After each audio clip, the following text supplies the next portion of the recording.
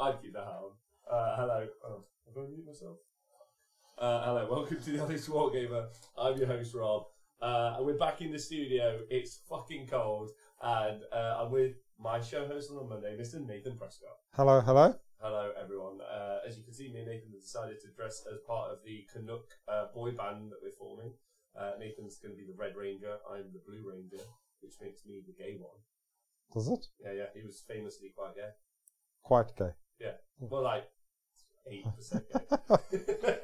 Fair enough. Speed Thief, thanks very much for subscribing. So, hello everyone, welcome to the Monday show. We're back in the studio. It's very cold. Notorious Big Sean, I'm going to talk about you in a minute. Old Sean over from New Zealand. How you doing, Tristan Gray, Lebinsky? It sounds a bit echoey. Nathan, do you sound echoey? Probably. It's all that emptiness. It shouldn't be echoey. I'm surrounded by emptiness. Ooh, let's try again. Oh, how's that? Echoey? Just sure. That'll do. Stop listening to us in the toilet. My microphone. Fuck's sake. It was working before. I don't give a fuck. Testing, 1, 2, 3. No, it's working. It's working. Fuck off. Why isn't it saying it's working? What working? Who's saying what? Everyone's like, my mic doesn't work. And it probably doesn't. Fuck's sake. Nathan sounds good. I always sound good. You always sound good. I'm really good at microphone etiquette, whatever it's called. Your mic isn't on, Rob. It is fucking on. It is on. Like, you bunch of retards. As if I'm not going to just turn my microphone on. Look, hello. Ah! Jet, go lie down. Here we go. Right. People want to see you in your bed. Let's start. Oh, sounds all good now. It's good now. I'm screaming into it. Right, let's start the show again. It's fucking stressing me out. Right, hello. Welcome to honest-wargamer. I'm your host, Rob. There's Nathan. 44. Take 44. Everyone in the Twitch chat's here. I miss you all. How are you all doing? What's that thing on the side of your head? Other side. Oh, it's gone now. Oh, okay. Right. We're live in the studio. It's Monday. All the equipment's doing stuff. Pepin, you didn't come and say hello to me the other day, and I miss you. Grekel, Lebinsky, I hope you're doing well. Nathan and me have got. This is, by the way, if anyone would like to get the Honest Wargamer outfits available live on Amazon, it's just Dickies. It's just Dickies workwear. That's just okay. So, loads to talk about today on the Honest Wargamer. We're going to talk about the 2 events that we attended over the past 2 weeks and did the live streaming from. We're going to talk about the events that are coming up, like LVO. And then we're going to talk about Skaven and Flesh Eater Corpse Battle Tomes got announced this week. Cool. But if we quickly cut to the only reason everyone tunes in, Jetcam. He's left.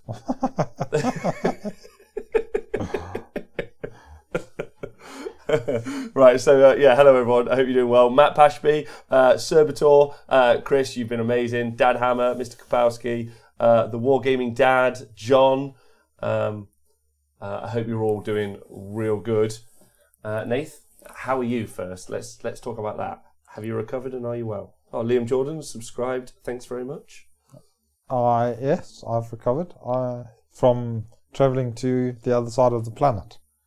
Yeah, I've recovered from that, thank you. You've recovered?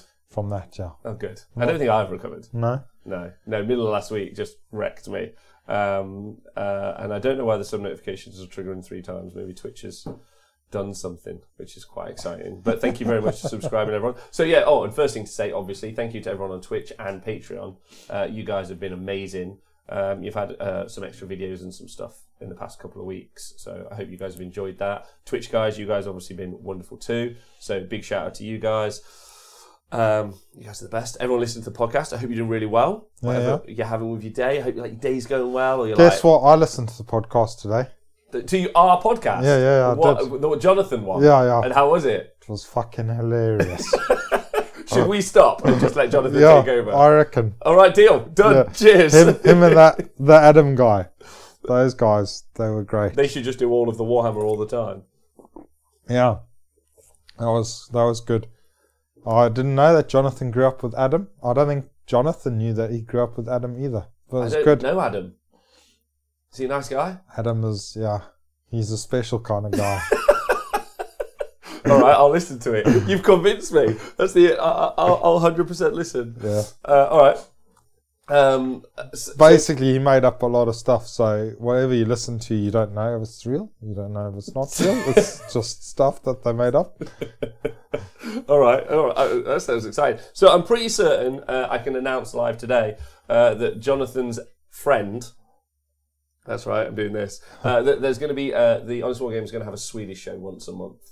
So there will be a Swedish show scheduled in once a month for you guys, which is exciting because now we've got an Australian show, we've got an English show, we've got a Swedish show, and we're all competing with each other to see who's the best. Personally, I obviously think us, but I'm great at sabotaging us. So yeah, I'm also good at sabotaging us because I get I turn into a pissy little princess when the technology doesn't work. Yeah, this is true. Amongst other things, that makes you a pissy princess. WS10 says Adam was amazing, best Warhammer player in the world, apparently, which is good. Hi, Mackie Mac. I hope you're doing well. WS10 Peatley, Bromley, Arkian. I hope you're. It is a multicultural show. That's right. We have a diverse and select group of white men from across the globe doing the coverage. Meet Wendell. I met Mick Wendell. Have you met Mick Wendell before? He's lovely. I met him the other day. I think I met him at one of the Six Nations. I never know where his shoulders ended though and his chin began. He was kind of like that as a person, but a fucking lovely bloke. He was at the back of the queue and they're handing out necks. Is that what you're saying? Fuck! Missed out again. Shit. I am saying that, but I said it, I thought, in a more subtle way. Oh, okay. Hey, Donald Didio. I saw him this weekend. He was what's it like to have adequate bandwidth again? It's quite nice. That's quite nice. Thank you very much, anyone who tuned in this weekend for us trying to deal with it. Chucklebutt TV, thanks for subscribing for 14 months in a row. That's lovely of you. And Gurzy, thanks for subscribing for 4 months in a row. Hi, Ruscalls. There's loads of people. Yeah, there's loads of people. Spider-Pen. Yeah, thank you. You guys are great. That's cool. Yeah, I'm obviously fulfilling the gay quota for the show, Nath. Are you? Yeah. I didn't know there was one of those. I've just decided. I'm just fed up with women, and I'm just going to be gay. But not like platonically gay. Like in a relationship, but I'm scared. I don't know what that means, but good on you. That's nice. Skull. Right, so how have you been? The past week, Age of Sigmar and life. Obviously, we'll get to our travels. What we'll do first, if you're listening, we'll do the news first, because then anyone that doesn't really care about me and Nathan going on travels, you can zone out at the end. Datcom, thanks for subscribing. But we'll start with the news first. But before that, your week of Warhammer, you done anything in the past weeks? I haven't seen you much. Yeah. I've been painting my loon shrine, my pussy loon shrine. It's great. Yeah. Lots of colours, loads of mushrooms and funguses on it. Yeah. Do you like it? Yeah, that's cool. I mean, I don't know if it's that effective in the game so much. The immune to battle shock thing's quite cool, but yeah, it's quite cool. So I've managed to get my first game with the Gloomspite kits. Right. Yeah. Okay. And who did you play in your first game with the Gloomspite kits? I played the Master. Oh, the Master Daniel Bradshaw. Yeah. Okay, so how was that experience? Yeah, it was alright. So you went straight in at the deep end. You thought, I'm going to play the best player of Age of Sigmar in the whole of England. Yeah. That's who you decided to play. Yeah. I can't not smile because we haven't talked about that either as news, have we? We haven't talked about that in the past 2 weeks. There's been so much that's happened in 2 weeks. Yeah. That happened while we were in Australia.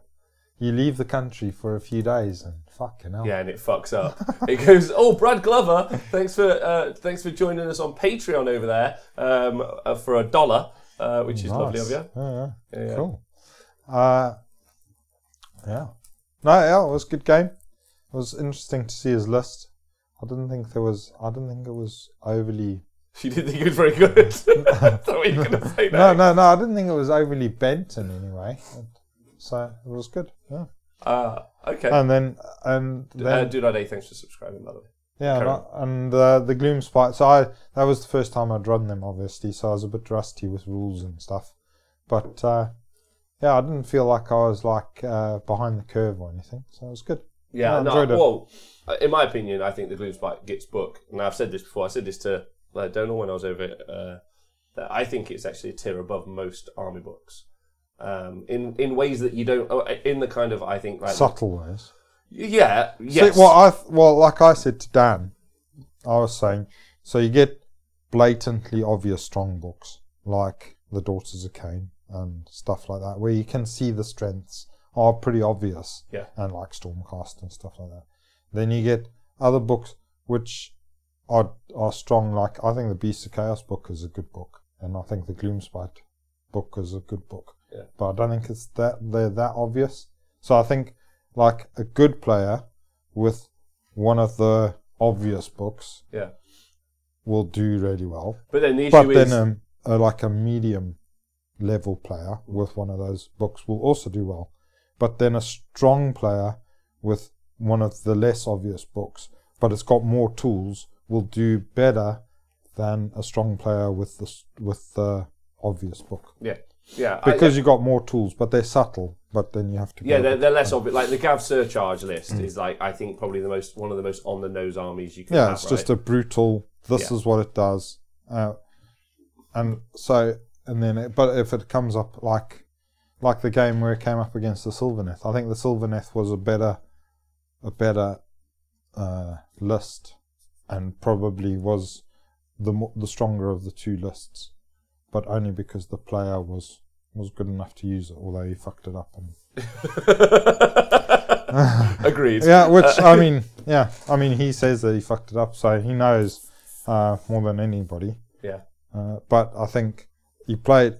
I mean, he made one or two little mistakes, but up until then, I think he was playing well and he was winning the game. But yeah. But so that's an example of a really obvious list. Yeah, I'd agree. I just want to say a big shout out to Mick Wendell for donating 200 bits so that Jet can get himself some cute dog treats, and also to Tomlet who says Jet Cam is best cam. It's nice to have Jet back in the office. Jet, how you doing? Jet, are you good? Is everything well? Good. All right. Well, that's solid. We appreciate that. Good boy. Good boy. So, what I was trying to say, I think the Gloomspite book, like, we'll get to that later. Well, maybe we'll just cover it now. But I think effectively, the way it's going to play really well is an unfortunate way, because it's a little bit uninteractive with the minuses to hit the big hordes that can pin stuff down. I saw D this weekend. I don't know his last name. Lovely fella, covered in tattoos, really funny. He played a Sylvaneth game against Stormcast where he just got 0 VPs. His opponent got 0 VPs. He just one drop deployed, covered the board, and then was just like, I win the game. Like, and it wasn't super interactive realistically, and he knew that. Like, he was having that conversation with me. Yeah. But what was good about it was he's like, I'm winning the game. And sometimes there's a good conversation about whether or not you want to have interactive armies, but sometimes it requires you to. It's kind of. I was having this conversation again at the weekend. One of those things you have to do sometimes, or people don't do, is they start looking at an army. and They go, "Yeah, I'll fight and then I'll shoot." They don't go, "How can I make it so my opponent doesn't play the game?" Yeah, a bit like the older Tzeentch formation. Change Host was similar. That was pretty much like you can't play the game. And also Vanguard Wing, similar, can't play the game, right? So, and I think probably the best way that Gloomspite plays is that way. Yeah. Which is unfortunate because I don't know if it's the best way, but yeah, I mean, it's definitely something that they can do really well, is they can make their blocks virtually invincible. Yeah. And untouchable. And there's fucking 60 other lads. Yeah. Stabbing folk everywhere they go. but you can concentrate more on the stabbiness of it. Yeah. And you can get them. I mean, if you can align all the stars, you can get them with like 5 or 6 attacks each, effectively at Rend 3. Hitting on 4s, wounding on 2s with re-rolling 1s, and so I mean they can become pretty stabby. Pretty stabby. But you have is that not very stabby? Is that not stabby enough for you, Nate? Well, do you want them more stabby? Yeah, I do, because, I have played with the hooded villain, so everything else... He was the most stabby. Yeah, everything else... And obviously the Unforged. Yeah, again, the Unforged, yeah. The Unforged. things Do he's done. you know what? I was speaking to Darren this weekend, so that's Darren Watson, Yeah. and he said he's like, one of my hobby goals this year is to play Nathan Prescott, and I was like, with his Dispossessed, because he's always calling me a pussy. So if you fancy, he is a pussy. All right, pussy. And he said, and I was like, it's really funny that most people go, yeah, so I'm going to go play at a top competitive tournament, or I'm taking this list, I'm hopefully doing well, and people around the world are like, I'm going to play Nathan with that sub-tier army, and hope I do okay.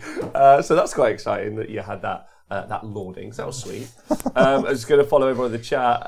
Tiny King, thanks for subscribing. Jet is the best dog. I think Old Dog's the best dog. First Brain Squig, you were at his house earlier, old Nick. Yeah, I was helping. He's not old. Not yeah. He's kind of old. Well, we were working on the guy, Battlefields Birmingham. Yeah. Yeah, we were working on that guy's house. Oh, nice. All right, lovely. Me and Nick were altering his house for him. I got to say, well, Rob Ellis, hello, hope you're well. Denise, thanks for subscribing. John, thanks, John. John's amazing. The Hooded Villain one-shotted my more crushers, says Banana Timmy. And then Hellstorm Wargaming, thanks for subscribing, you beautiful babe. Go check them out if you love 40k. Oh, look, Jess asleep.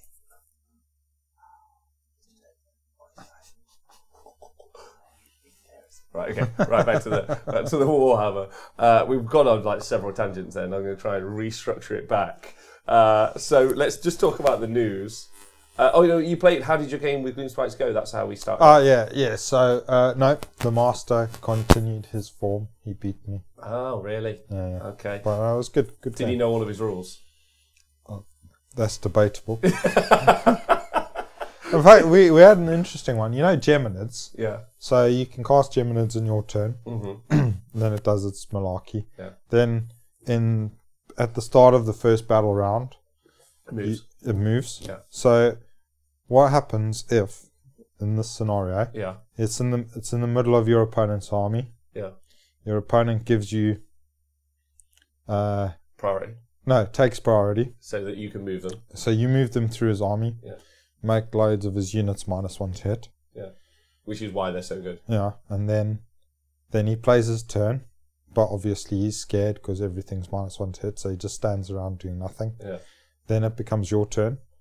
So the first thing you do is you dispel Geminids, and then you cast it again. Do you make his army -2 to hit? That's a great question. So the way it's worded is if they can suffer the effect of this, and that makes them -1 to hit. Yeah. So I would say that they couldn't suffer it again. Yeah. All right. That's what I was thinking.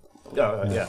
But I would have to go and look at the precise wording. But as far as I understand it, they say if a unit has been hit by and then suffers this effect, which means it can't suffer it twice. Yeah. But cool.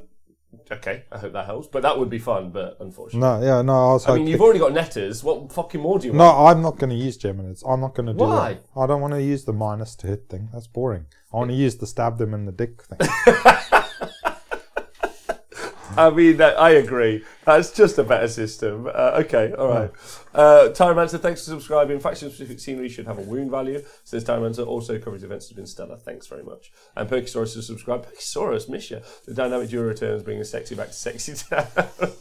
Good. All right. So let's talk about the news, Nath. Let's talk about the news. We're gonna talk about the announcement of 2 battle tomes yesterday.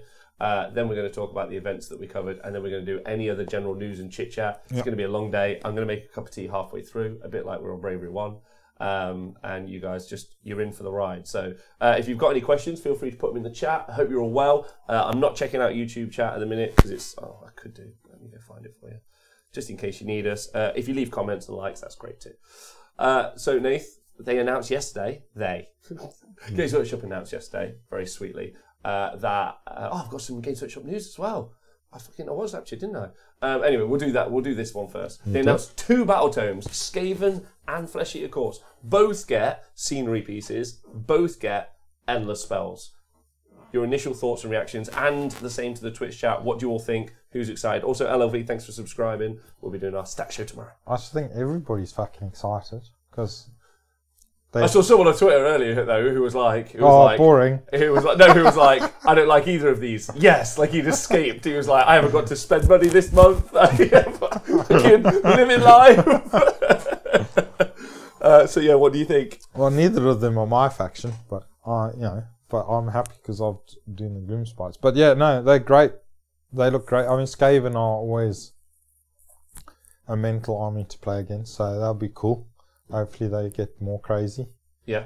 Keep the crazy. That'll be cool. Yeah, well, we've already seen. Did you see the War Scroll or what they've announced that the character inside Carrion Empire does? Oh, no. So he's got like a spell. It's 12-inch range. It's cast on a 5. But it can do D3 mortal wounds or D6 mortal wounds. But then like I can't remember if it's like roll a double or something. No, if you fail to cast it, if you fail to cast it or it's unbound, then you suffer D6 mortal wounds. That's pretty much the end of him. And then his Doom Rocket, does D6 damage. Hits on 4s though. They were like destructive power, and I was like, hits on a 4. Calm down. Wounds, I can't remember. It's like -2, but it does D6 damage, and you can pump it up again, and it does 2d6 damage, which is pretty crazy in my opinion. Yeah. It's like 18-inch range, I think. This is just off the top of my head, so if I'm wrong, I'm wrong. So that guy could potentially be doing D6 mortal wounds, 2d6 damage, like short range, and potentially hurt himself. Because if he misses when it's at 2d6, then if he misses and rolls a 1, kaput. He takes 2d6 damage. So. That'd be great. Yeah, what do you think of that? That's great. That sounds good. It sounds good. Yeah, what you like that they kill themselves? Yeah. Okay, all right, solid. It's going to be happening all the while. They're going to be killing themselves in front of me. You're just going to be like, this is sweet. There's a question in the chat from All Boy Phil. It says, die man thing, or kill man thing. What do you think, Nath? Normally they say kill. Die. Yeah, sometimes die. Kill. I guess it depends how they woke up that morning. All right, okay. First Brain Squig says he's very excited. Lee Bromley says bring on the Flesh Eaters. Donald says trying to fly with terrain is a nightmare. Now that's true, and we'll talk about that in a minute, because we'll talk about the fact that they've got terrain and other spells all the time, because it's a healthy conversation. Danhammer CG, every army getting battle tomes. Greckle says that's me. He was the one who was like, not bothered. That's exciting. Good. Heinrad says probably excited for a Skaven book.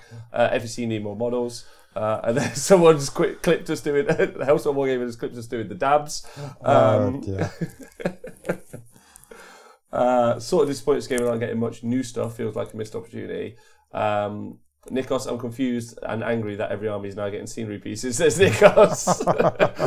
Confused and angry is good. I don't know.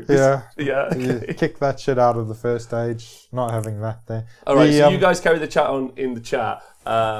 Let's break it down and do it individually. We'll talk about the holistic scenery piece and the spell conversation. Then we'll talk about each tome and what we're excited about. So first off, the fact that it probably is true that every single battle tome will receive a scenery piece and a box of ender spells in the future. Yeah. Your thoughts first. Cool. Just more rules to confuse the enemy. Well, it feels like a lot of allegiance abilities are kind of ensconced now inside the scenery piece, which kind of makes the allegiances a little bit less bloat heavy, which is cool. Do you not okay with that? Yeah, you're probably right.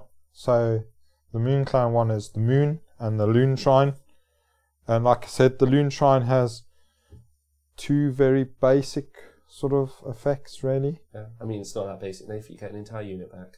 That's not basic, mate. Half a unit. On a 4-up as well. At the end of your turn. All right, yeah. I'm so sorry. So sorry. You carry on. It never happened to me yesterday. And I can see it not being that common an occurrence for you to get units back. I mean, when it does happen, it'd be sweet. But what, for the Moon Clan? Yeah. Okay. But the immune to battle shock thing, that's great. 12-inch bubble. Real good. Yeah. That's great. But it's just that certain size. Whereas the Herdstone one, I think, is better. That bubble that grows out. I mean, I love that. In game, that's really sweet. That is. Covers a big area come the turn 5. It really does. Yeah. It's real solid. What do you think though about every book getting in spells? You just think that's more rules, or are you like not more spells, more scenery to start with? Good, bad. Yeah, I think it would make the tables look cool. Agreed. I'm in. Yeah. I mean, there's a little bit more of like there's rules bloat, but it's not that. It's not too bad. No, and I think if the like the allegiance ability, part of the allegiance ability is taken up by whatever the terrain piece is, then maybe it might make it not, might make it actually easier to do the allegiance ability stuff. Yeah, I got to say that I like it personally because I think it makes the boards look more thematic, which I'm super excited about. Yeah. I mean, there's some obvious negatives that there's a bigger buy-in cost, Yeah. but you are also buying models, and that's cool. But it's now kind of like you get your battle tome, and you have to buy the scenery piece because more than likely, like we said, the rules are ensconced inside of the physical model. Well, like I mean, if you're playing the Git mob, the Gloomspite, Gits, and you decided to play like a Squig army or a Spider army or even the Troggoth army, you could probably get away without playing without the Loon Shrine. Yeah, that's a good point. Yeah, and maybe you don't even want to because it takes up it can take up quite a large that model specifically takes up quite a large piece of board space. I mean, it's not Sylvaneth Wildwoods, but it's like, because Pete's in the chat just going, I can't really complain about taking up. See, when people are putting loud like 7 or 8 like Sylvaneth Wildwood bases, they it's fine having a Loon Shrine on there. For one, I think it's cool because I love the Herdstone. I like the Loon Shrine. Yeah. But there's an obvious like financial kind of like, oh, okay, that's something to add in. But normally it's a one-off purchase with cool models, so I'm kind of okay with it personally. Yeah. Second off. Like Donald says in the chat just there, you got to take it around with you. So it's a little bit more space. And obviously the Loon Shrine, like if you were taking the Games Workshop boxes, the Loon Shrine's got to take up, what? Yeah, it's half a box? It's quite a big, weird shape. Yeah, it's like all these mushrooms sticking out and skeletons and cages and stuff. It's quite a transport problem. Yeah, you can see why a lot of people don't take it. Like while we were over in Australia, there weren't many Sylvaneth players, and most of those guys were local. And the reason is because they obviously had to bring all of their Wildwoods with them, and that's another addition in kind of like space. And because we've travelled so much recently, it's become a little bit more like plain to me the issues with having either large armies, large models in armies. I've been putting camera equipment inside like fucking plane holds, and I've been like, oh my! Every time I've been waiting at that bag check-in, I'm like, come on, bag, come on, yes. Meanwhile, if you had Wildwoods in there, the border police would have got you for trying to bring organic material. Yeah, you're bringing this organic material. What is this? Bend over. Let's look for those trees. Yeah. So overall, I think that they're cool. I would say transport can be a bit of an issue. Obviously, there's a buying cost, but like you, I think that having them on the board is fun. Yeah. It looks awesome. So in the chat, let's see what the guys are saying.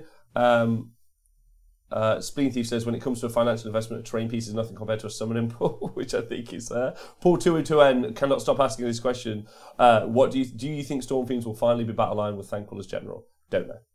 So, like, our hypotheses won't go into like wish listing, but I'm sure. Yes. Do you know what? Yes, Paul. Let's go for that. What do you think, Dave? No, I won't. Don't be silly. Of course not. What else? Don't complain about the wildwood. We think about the future of the planet. That's why we plant all these woods. That's nice. Sylvaneth players are all eco warriors, just like you Gloomspite Gits. Sure. Yeah, vegetarian soy boys. Hi OJ, thanks very much for being here. Someone says Slanesh terrain. Oh my. Oh yeah. Oh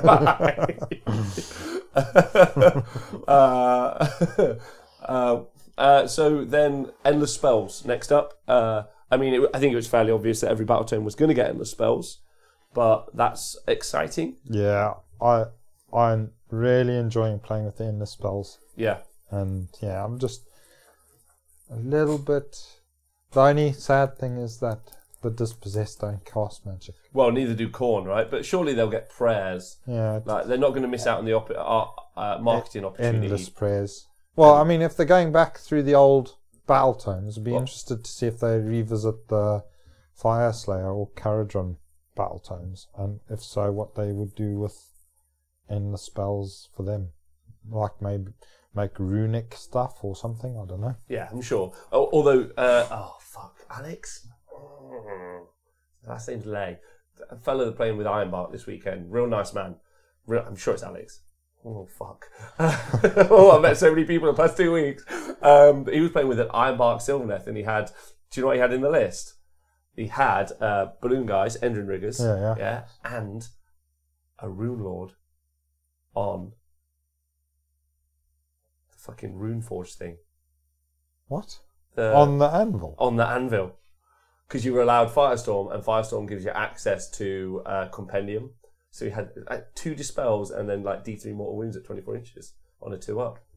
So he had 2 Dwardin units inside of his Sylvaneth, and he was just there like, check out my Anvil of Doom. And I was like, hoo-hoo-hoo! That's cool. Oh, sweet. That was really... Yeah, the anvil used to be good, but then they FAQ'd it. I thought it was crap, but cool. Yeah, okay. Good. Endless Prayers, you heard it here first. That's right, Endless Prayers, we're doing it, Nate. You excited? Yeah, I'd be like the guys from Age of Empires. Oh, he's doing his endless prayer. And Master Kamal says, and I think this is a really good point, good thing about the terrain is if you play multiple armies, you can use it as normal terrain on the board while playing other armies. And that is true. You can make like a board now of, like almost a board now of terrain. I've got to say a big shout out to the Warlords event this weekend, and I'll cover that a little bit more, but their terrain was fantastic. And impacted the games. And it was just, I think, maybe the guys in the chat can help me out, but it was just made from like foam, I think. It was painted really, really nicely. It was real pretty. But it was so impactful in the games because it was quite big, it was quite hefty. Some of it could be like yay big, like quite thick. And I don't know if it was designed necessarily to block line of sight, but it did in some cases, and it was just really, really useful.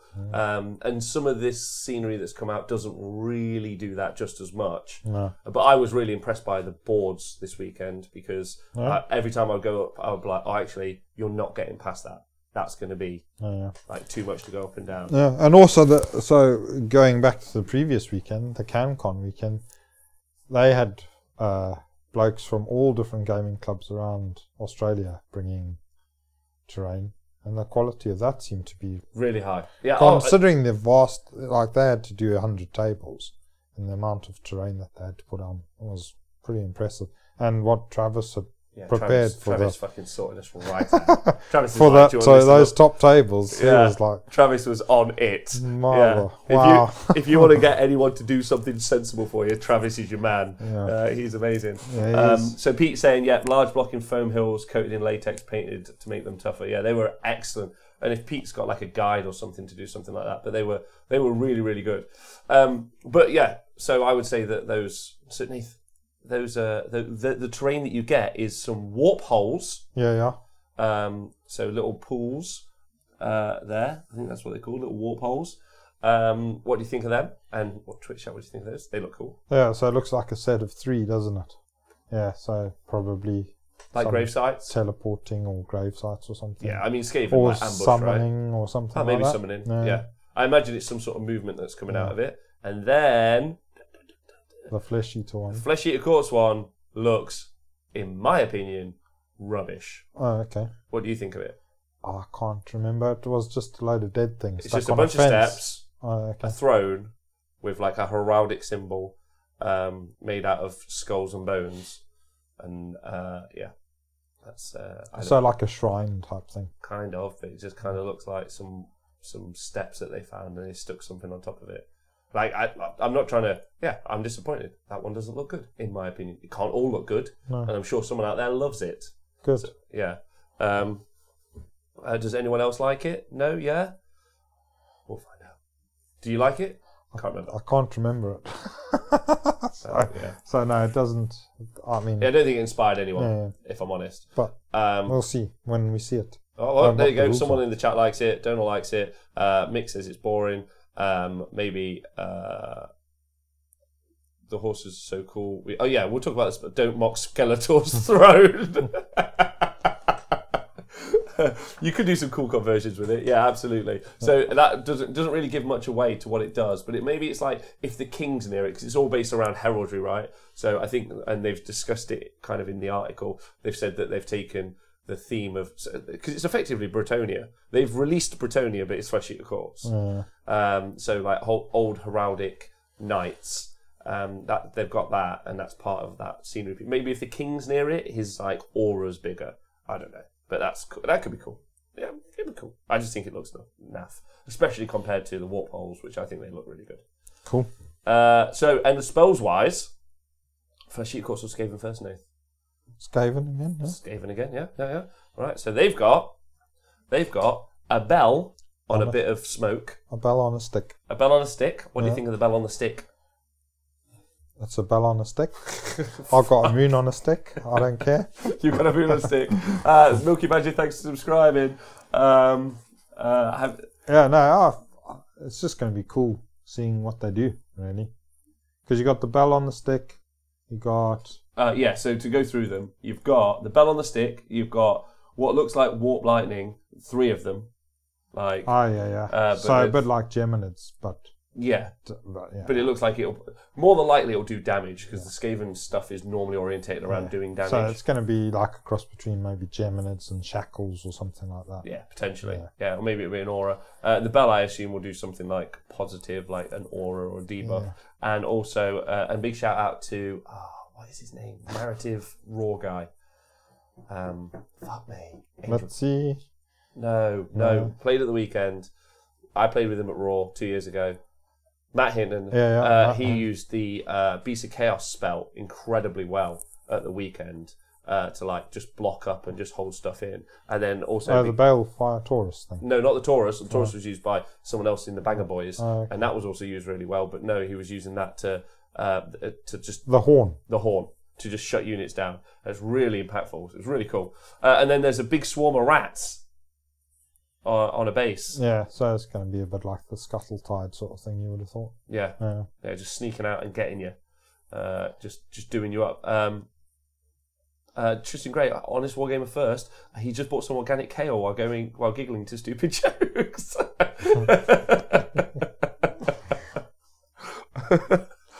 Hey, Elf Bro. Elf Bro. Elf Bro's, yeah. Your favourite name. Has he got a proper army yet? No, Elf Bro was staying with us. And again, apologies. In Australia, apologies for the snoring. So the whole of Australia. You have to apologise to the whole of Australia. And then Nathan's second. Overall, I'm okay with it. I think that they're some of the weaker spells that have been released. Look-wise. Look-wise. Well, yeah, obviously they've released Gloomspite, so they were pretty top tier. I like the bell, I guess. I like the lightning. I think I'd like to see the lightning on the table. You like the look at lightning. Like the look of lightning. And they've got some Skaven dice. They look like rubber as well. So now they're just all releasing rubber dice everywhere you go. Fine. That's the future. Let's all play with rubber dice. Inside of a wind tunnel. Yeah. Boom. Sure. So then the Flesh Eater Courts and the spells, they've got another wall piece. Nice. Which is made of dead things on a fence. Dead things. Oh no, we didn't say. So the cool thing about Skaven is it's the first Chaos Endless spells. Oh yeah. So if you guys are aware, Beast of Chaos. Oh fuck yeah! Never mind. Ignore me. Wait, what was the first? It was the first destruction of the spells, wasn't it? Yeah. Never mind. All right, fine. Fuck me. But don't forget if I'm sure there was a good point though. Well, if you take an ally. If you're able to ally Skaven in, if you can ally in one of their casters, that means you can ally in their endless spells. Yeah. So if you like their endless spells loads, then... Just ally in Yeah, some people forget that you can do that. Arch Warlocks are so good with their 2 spells. Yeah. They are really good. Are they 2 spell casters? Yeah. Mate, I'm playing Skaven. That's the future. Alright, and then for Bretonia, Flesh Eater Courts, you have the wall, which God knows what that'll do, but we'll find out. You've got a cup made out of bones. Now I like this. This works quite well. I bet that's like a healing thing. That'd be cool. Yeah. Yeah, maybe. Maybe. And then you've got another kind of longer base, but it's made of 3 undead horses coming out of the ground and rolling forward. So it'll be cool to see what they do. Yeah. But yeah, I like all 3 of those personally. I think they look really good. Cool. What do you think? Well, there you go. Makes up for their wall, their throne thing. Yeah, I'd say so. I reckon you could design a better wall anyway. Yeah. Cool. Hi Jonathan Letland, I hope you're well. Thanks for doing the show last week. JPIC, thanks for subscribing. So I think from the chat, so Endless Spells and Terrain Pieces, chat and Nathan. Yeah. Who wins? Who got the better release?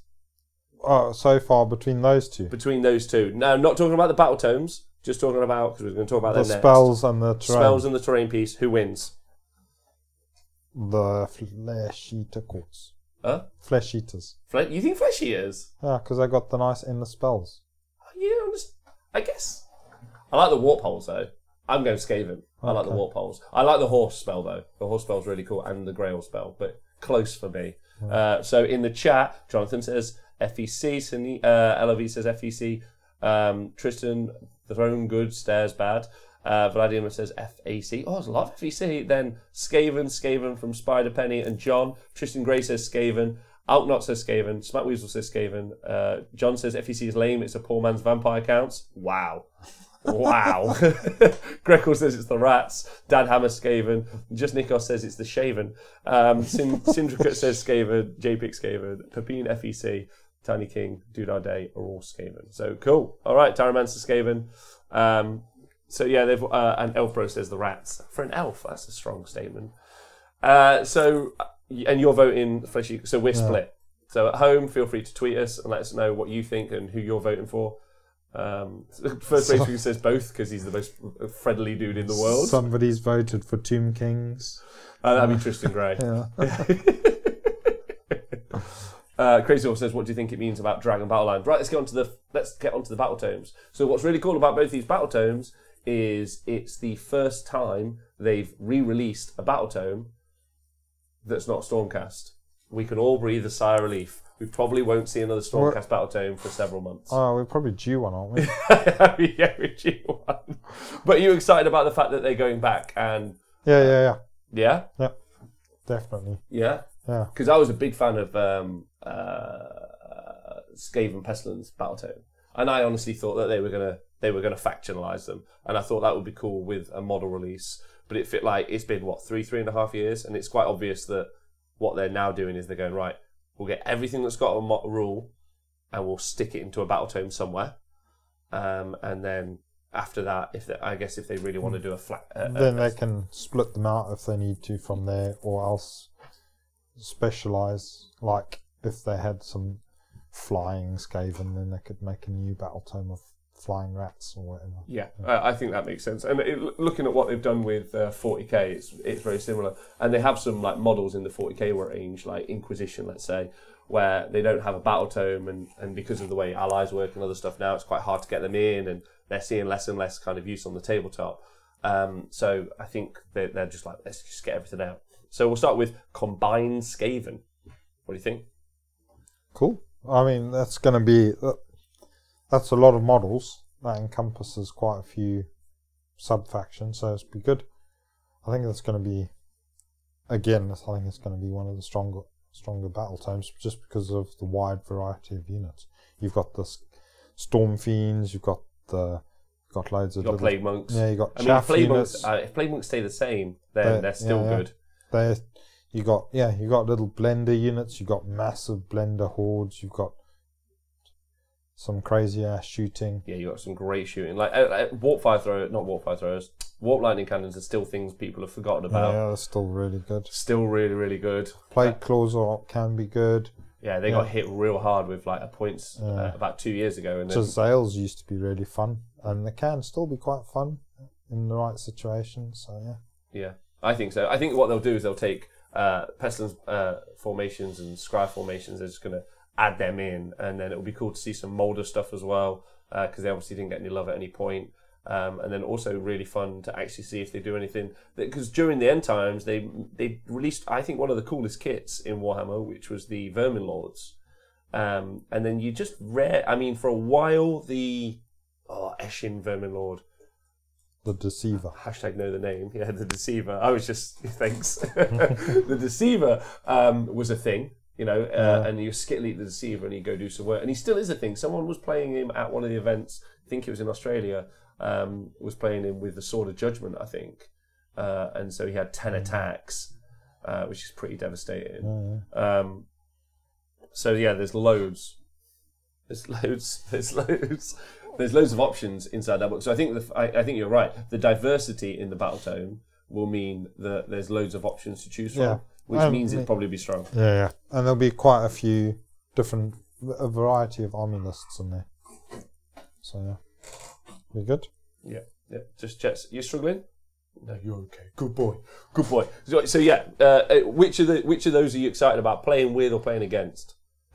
Well, I doubt I'll play with either of Flesh Eaters or I mean, Flesh Eaters have got great story. No, sorry, I meant inside the Skaven battle tome. I shouldn't have said both. Yeah. Inside the Skaven battle tome, like what you're excited about seeing on the table, or what you're excited about playing. Well, the Scryer is always fun. I've played against Nick's Acolyte wall of hand grenade death, which is pretty scary.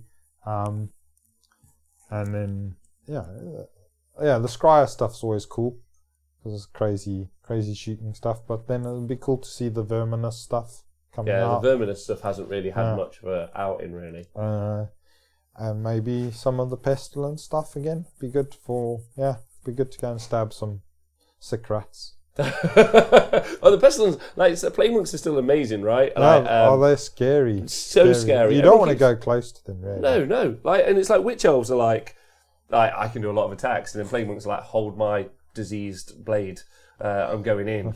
They're really. And really I can good. do them when I'm dead. So. Yeah, which is real scary. Yeah, I mean they're really good at fighting against like Daughters of Cain and stuff like that with their ability to get up and fight once they've been killed. It's pretty scary. And then Storm Fiends, I hope Storm Fiends get a points reduction, and I hope for the first time you see there be a points difference in weapon loadout for Storm Fiends. Because Storm Fiends have got such a variety of options, and they just hit the points bat for the Warpfire throwers. And it would be nice to see some combat Storm Fiends because they're just cool models. They look awesome. I would really like that. I'm looking forward to the magic. They'll probably do what they did with the Thunder War Scroll. Make it so 70 different things? Where you have to take them in a mixed unit and then they buff each other or something like that. That'll just trigger people. Oh, no! What? Yeah, Doom Wheels would be cool. Having a little Doom Wheels riding around. Yeah, the little weapon teams. They're great. It would be cool to see those killing themselves again. John's come up with a great idea, which I really like this. Mulder and Scully, a rat and skelly who investigate rumours of dream Seraphon aliens in the mortal realms. That would be amazing. I will voice that TV series. We can't. Apparently, there's going to be some big reveals going to JPEG from the LVO. Can't reveal anything about this year's LVO preview yet, save that it's going to blow you away, whatever you collect. And I assume, and that's exactly what they said last year, right? Yeah. And it didn't. So I'd take that with a pinch of salt. I'd just relax. I'd just be like, cool, they're going to release some stuff, that's fine. What did they release last year? Was it Daughters of Cain at LVO? Yeah, it was something, but they said it was going to change the shape of Warhammer or something, and it was like, it's just like some dudes. Or was it the start of the Malign Portents? Might have been. That was quite good. No. I can't remember, if I'm honest. Yeah, we got Daughters. Daughters, apparently. Anyway, I mean, they did change the shape of Warhammer, let's be real. Okay, and then Flesh Eater Courts. What do you think about Flesh Eater Courts? Getting a battle tome, getting a revisit. Yeah, that's cool. I mean, they got a pretty cool story. How delusional they are. Yeah. So it's cool they're getting some endless spells as well. Yeah. It would be nice seeing them fleshed out a bit more. Thanks. You're so skillful with your words. I'm just going to sip my tea now. Where's your laurels? We lost 5 viewers after I made that joke, but I don't. Oh dear. No, yeah, be good. I mean, they have got one of the most popular storylines, so people are gonna people go for it. Yeah. I'm excited about reading the Skaven storyline. Just rats running around. Yeah, I know, but they've got the whole that they live in the Undercity and that's connected. Like it's kind of it's outside of the mortal realms. Yeah, it's part of the realms of chaos now, isn't it? Yeah, and it's and it's part of that. And I'm excited to see if there's any, because obviously things like Pestilence have the Nurgle keyword, so it's exciting. What to see the interactions will be. Yeah, like because Nurgle's a god, so like are they all pretending not to know? Like how does it all work? And then you've obviously got the Great Horn Rat, so it's just exciting to see how that fits into the pantheon of gods. I would say. 1 in 6 chance to drain an ocean when you use their terrain, because that happened in the Idneth book, didn't it? They drained an ocean by accident. They popped a warp hole up, and then an entire ocean poured into the Undercity, and then the Idneth and the Skaven were fighting each other. in their holes. That's a plumbing problem, Nath. You're a builder. Yeah. What do you do when someone rings you up and says, "Excuse me, I've popped a hole in an ocean." Yeah. I've got the ocean in my. What do you do? A bit of grouting. How do you fix it? Just giving them a tube of silicon and say, "Here you go." Man's best friend. Yes, and also Skaven fucked up the Necroquake, so maybe they did something on purpose there. Anyway, they've never done anything on purpose in their lives. Not intentionally. Skavens. Right, so I'm looking forward to both of those battle tomes. Looking forward to see how they shake up like gaming as well. Realistically, I think shooting is going to be a thing. I saw some shooting armies. We saw some shooting armies do incredibly well at Cancon. We also saw some shooting armies do this weekend at the Warlords event. So you saw obviously the KO list, which we'll talk about, and you also saw. I saw Darren use the list. You know that I've been telling you about the 4 ballista ordinator Hurricanum list. He took that and he was just like wrecking phase. He went 5-0, and Nagash ran away from him at one point. I bet he did. So well, those lists are going to become stronger and stronger with Gloomspite and because of the minuses to hit in combat. Yeah. The Gloomspite and the beasts if people start taking them, and I would have thought the Skaven. Yeah, you just want to shoot them. You don't want to go and stab rats. Just shoot them.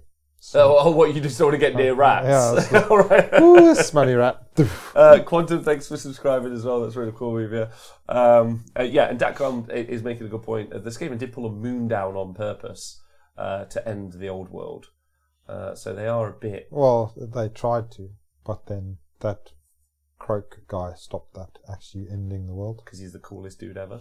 It ended up with old what's-his-face, Manfred, fucking it up underneath the city. Yeah. Spider Penny says, Gits, Skaven and FEC release, does this mean this is the age of the Horde? I would say that it's been the age of the Horde for the entire time. Yeah, it has. Yeah. I think they've always done quite. I mean, hordes of Hordes have always done. Hordes of Reapers. Yeah.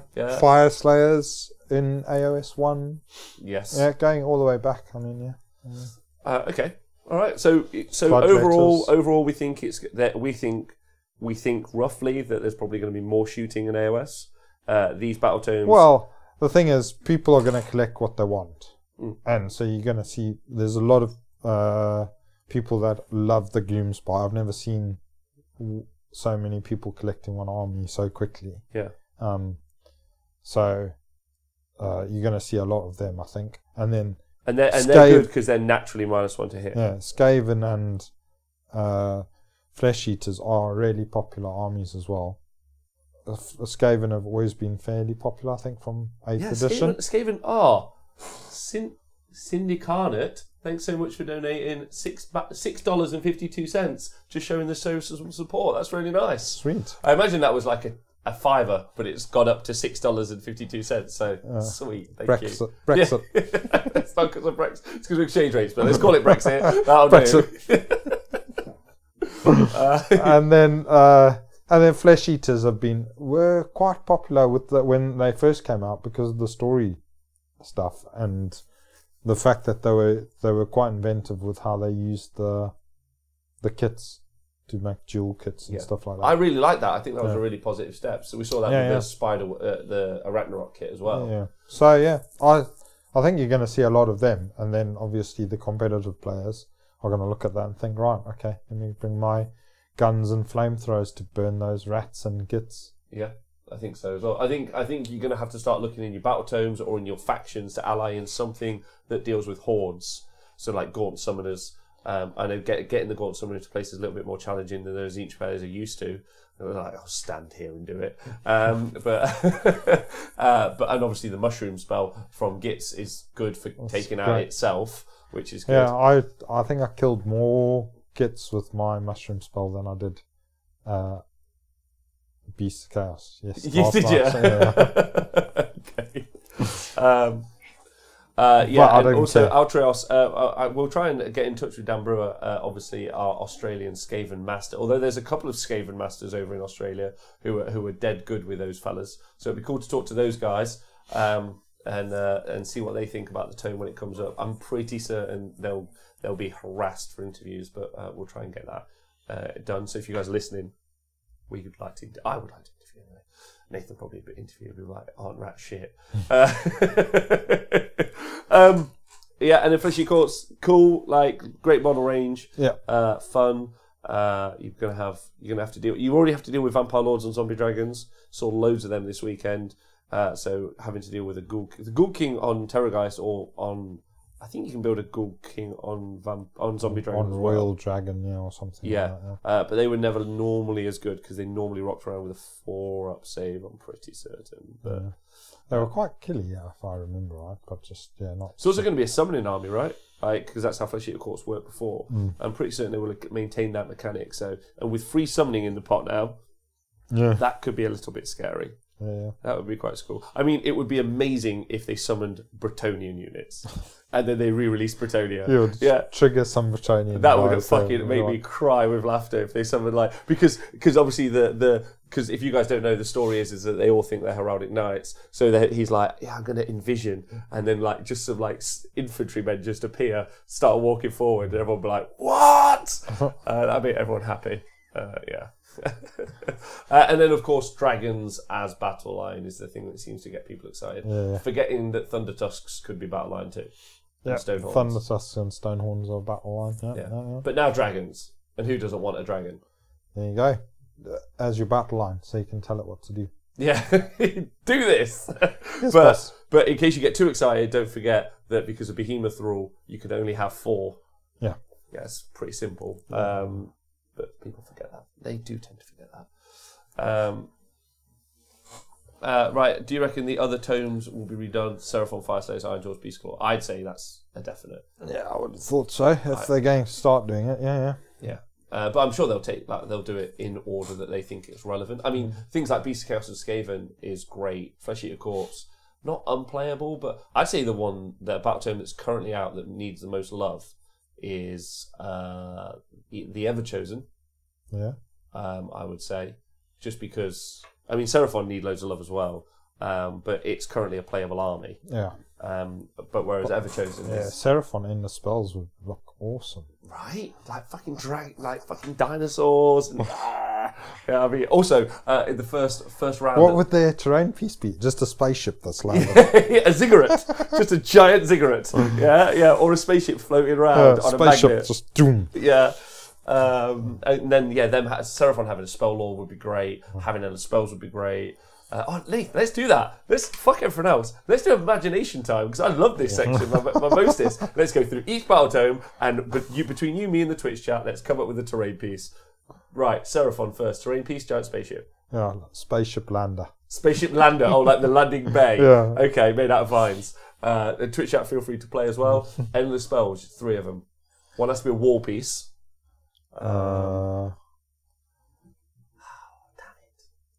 I'd like to summon like Dr. Malcolm from Jurassic Park. That would be funny. Just summon him. That would be cool. A spawning pool. That would be good. Hypnotoad. Comet of Casadora. That could also be fun. Yeah. That was one of their good ones from the old days. It would be good. Jungle Swarms. A giant frog. I think a frog that hypnotizes you with its eyes.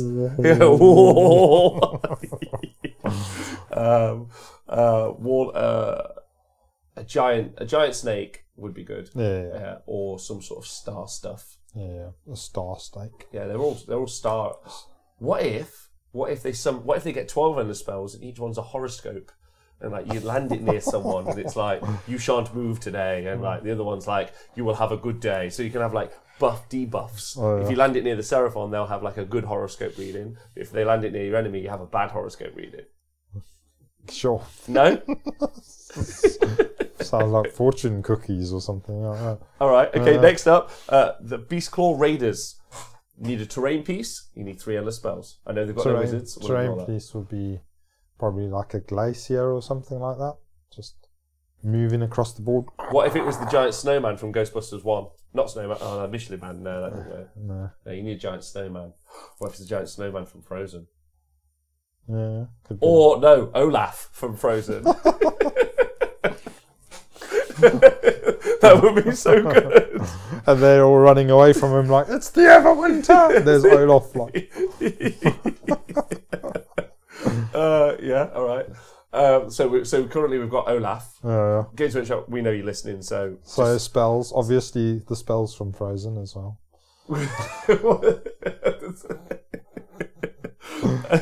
I don't think the spells from Frozen work quite as well. You could do a giant snowball. Yeah. That'd be fun. Rain of ice, and obviously a snow wall, like a glacier. Yeah. Yeah, done. Sold it. Just all about the snow. Yeah. Pete Pratt's telling us to let it go. We don't need to talk about this anymore. So Everchosen, the Lord of Chaos. He needs a terrain piece. Does he? Oh, he needs it. Yeah. Just a big lavatory. No. What about a giant mirror so that he can he's admire? really useless. Oh yeah, okay, a mirror. A mirror so he can admire himself inside of it. A mirror in front of a lavatory. Jonathan Atlan makes a really good point. That's how they could finally sell the Chaos Fortress. You could have to buy a Chaos Fortress.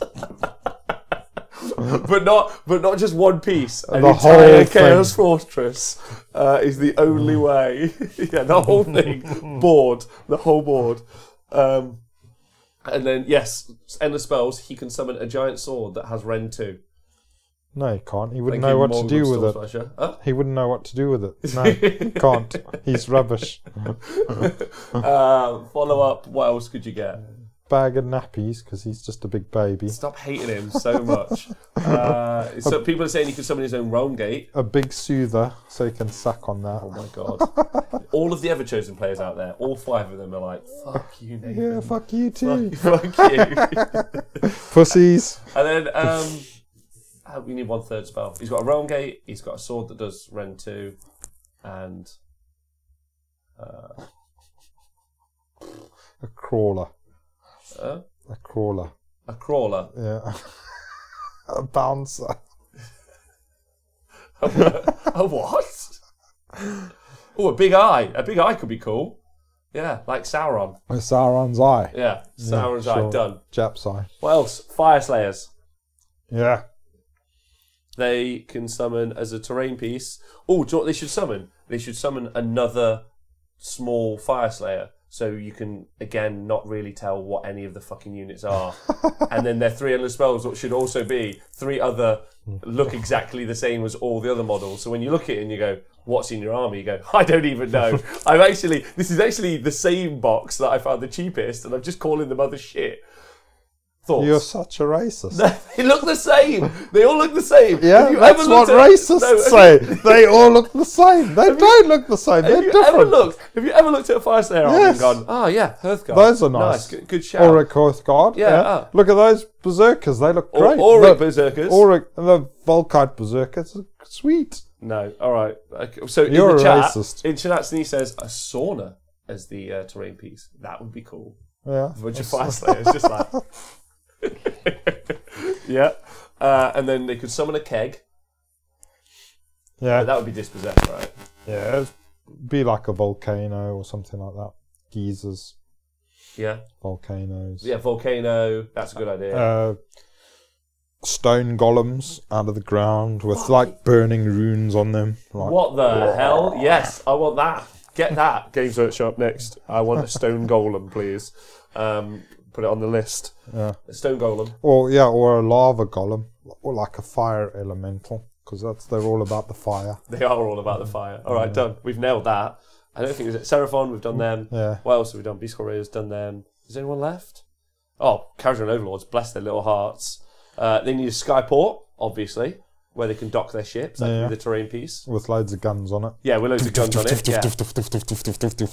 Yeah, like in Avengers, the spaceship. Yeah. Done. What else? And some spells. Oh, they need some prayers. Endless. Oh no. Just prayers. Like piles of bullets. Oh yeah. So an ammunition cache. Yeah. Pray for bullets.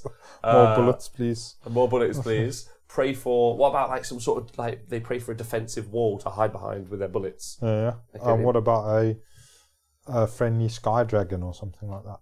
Fly down and... just blow it out of the water. Just be like, a flying hippo. Or maybe a mechanical flying creature. that they can call them runic flying creature. A runic flying creature. You're into this now. If I say any army, you're going to be like a runic monster. Only the Dwarden armies. Huh? Only the Dwarden armies. Okay. Yeah. All right. The rest of them can't run a rune to save their socks. Oh, that's a good one. What about a flyby strafe from a bigger ship? Yeah. Yeah, so like a big ship in the sky just like calls down the... Yeah. 9796 says, is it possible to write competitive Stormcast lists using the original Warrior Chamber models? Yes. Go on honest-wargamer.com. There's loads of lists there, and you can find some, and that can help. Deepkins need some plastic under spells. Deepkin. Hippo, obviously. Most dangerous creature of the sea. Of the sea? The water. They're in water, same difference. I'd say hippo is the end of the spell. They're terrain piece. They've already got a terrain piece, so they're fine. They've got a boat. A mermaid, obviously. Who likes, siren. Yeah, who like if you get too close, it like draws you like towards it, and you have to roll a dice to escape the siren's call. I'm basically doing your job for you. Please feel free to send us money to. And then what's the last one? We're fucking rich, Nate. They're going to be sending us at least 8 just a big bucket of water. Oh, we want some more water. Real water this time instead of pretend water. Okay. Done. And tentacles. Yeah. Oh, yeah. Oh, yeah. Tentacles. What about a runic tentacle, Dave? There you go. No. Elves can't do runes. No, they can't. No, They're they low can't. budget. I'm sure we've missed one about... Iron Jaws. Terrain piece. A giant Gork. Oh, it's going to be like a rock idol, isn't it? Yeah, the rogue idol. Just say that's a terrain piece now. The like, look, we've given up trying to write good rules for it. It's now a terrain piece. So, but it walks around. Yeah. Your terrain piece can just move. Deal. Follows Sold. your army around. Yeah. Crunch, that would be cool crunch. if it had like a dual war scroll. It was either in your army as a unit because it was more sentient, or it was like more like of a like mindless rogue idol. Or you could activate it like the avatar on the cauldrons of the Daughters of Cain. Yes. So you can activate it. Oh, that would be cool. And like wake it up. Yeah, use imagine that. You bash it. You'd be like, bash the big idol, and then he wakes up and he's like, I'm fighting now. I'm fighting now. Like a fellow who's like half, like, you know, a guy who's like half comatose in his cups. He's like a bit pissed. And someone like wakes up and he's like, who are we fighting? Who are we fighting? Yeah? Exactly like that. All right, exactly like that. All right, fine. Aaron Wilson, thanks for subscribing. Grobda, thanks for subscribing. That's really cool. You need some end of spells, Dave. Obviously a big foot just to trigger you. Big naked foot. Fucking foot of the orc. Maybe with a flip-flop on. So I think you find it's called a plugger. Or a double plugger. Or just a big flip-flop on its own. Just one flip-flop. What else? Giant jaws. Jaws. Some sort of jaws. Yeah, we got those. Ravishing but some jaws. Bigger. Bigger jaws. Bigger. The size of the Loon Shrine. Yeah. And then also a basher. Big basher. A big basher. Papine says a fort with catapult emplacements will be sick for Iron Jaws, like a Dreadhold. That could be cool, like a fort that they run out of. Or like a big, if they just summon like a big beast, so like a big boar or a big thing that would just come rushing across and just smash. Yeah, that's fun. Like a big Gorgrunter, but like a big one, the size of a... And your rules can be like, every time you attack it, like you can attack it to make it go in a direction. Like you don't move it like an end of spell. You literally like punch it. You like go that way and fight them. Yeah, something like that. Yeah, Deal. Cool. Yeah. All right, sold. All right, so that was a game we weren't expecting to play, but ace. So Freshly Caught Skaven, I'm sure it's going to change stuff up. I'm sure it goes on pre-order in a week. So I imagine all those podcasts that get all the stuff for free, which is where I can bring up in a piece of news. All the podcasts that get stuff for free will give up some sort of review or some business. So Nathan, on to other news then, if that's okay with everyone. We got an email from Games Workshop. Did we? We did. I sent you the picture. Oh yeah, you sent me a picture. Yeah. So we got an email from Games Workshop from a nice man called John who said, "Hey guys, we'd like to give you some stuff. I can't remember what it was. It was like some books, I imagine, or something, which was real sweet, which is nice. But obviously, on the show, the purpose of our show is that we're free and independent press, so we don't receive anything or any sponsorship. Now that sometimes can sound like we're just cutting our nose off to spite our face, but it's just drawing a line in the sand. So just go, you guys know that we only like the stuff that we like because we like it, not because anyone gives us free stuff. And I can't promise that I wouldn't get corrupted, Nathan, because they'd be like, Battletome, and I'd be like, oh, but what about a fucking Hellfort? Because I love them, and also I want to play Everchosen, and I can't afford an entire table of Hellfort. You want to play the pussy Everchosen? But obviously, we've written back and we've said, that's very sweet of you, thank you, but that's a no from us. Because that's something we have to do, because we're sponsored by the community and we do our work for the communities. And I think that's important. The counter argument is why not? Do you have any opinions either way? Because I'm not letting you get free stuff as well. So, and I'm sure Nikos and Tom are pissed. But you could just give it away, I guess. But yeah, no, that's I don't think that's okay. There's no way. I don't know. Yeah, that's fair enough. Yeah. Cool. Yeah, I mean, but nice of them. And again, congratulations, thank you. That was It's very nice that they're getting involved with the community all the way around and trying to influence them. I mean, trying to let them know I want free stuff. So I know someone out there. Tell them you've got a Swedish podcast. Yeah, tell him you got. So all of the other show hosts, Jonathan's like, I want free stuff. Nikos, I want free stuff. So if you guys want to go and start your own splinter show, that's absolutely okay.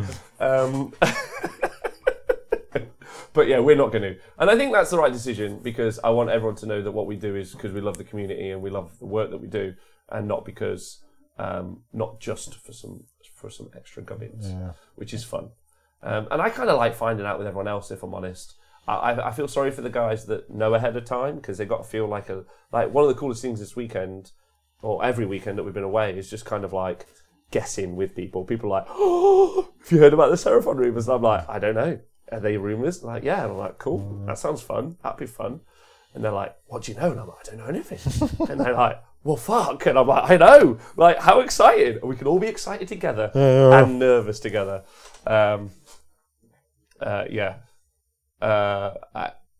What's everyone saying?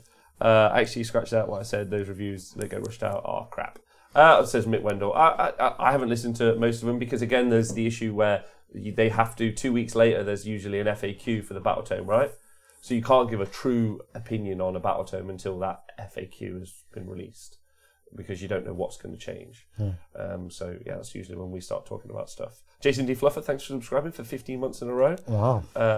He's dedicated to the cause. He's dedicated. Yeah. So thank you. Number one, to Games Workshop. Like, there we go. Like, we give them a kicking when we think they deserve it, but also thanks when they deserve it too. So that's very nice. And also big fat no. And I think that's the right decision. But if anyone wants to row with me, feel free. But ultimately, I don't care. I think that's the right call. Not caring is the right call. You're not caring about this thing we care about loads is the right too.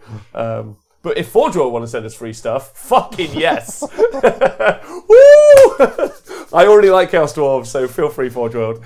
No, fuck off, Forge World. All right, Nathan with said you no. and your invincible imaginary dwarves. Right, so on to what the community have asked us to be doing, with the exception of the show, Nathan. The past 2 weeks, you and me around you for a little bit, because you're a pussy and you only want to do half the work. I only do the good bits. Wow! All of Northern Ireland, I apologise for... I've been there to Northern Ireland. Not for Warhammer, you haven't? No. Well then. I went for a wedding. All right, nice. Whose wedding? I went for 2 weddings. All right. Who got married? My brother, and then my sister got married. Independently, I assume. Yeah. Good. Not to each other. It is Northern Ireland, but wow. Still.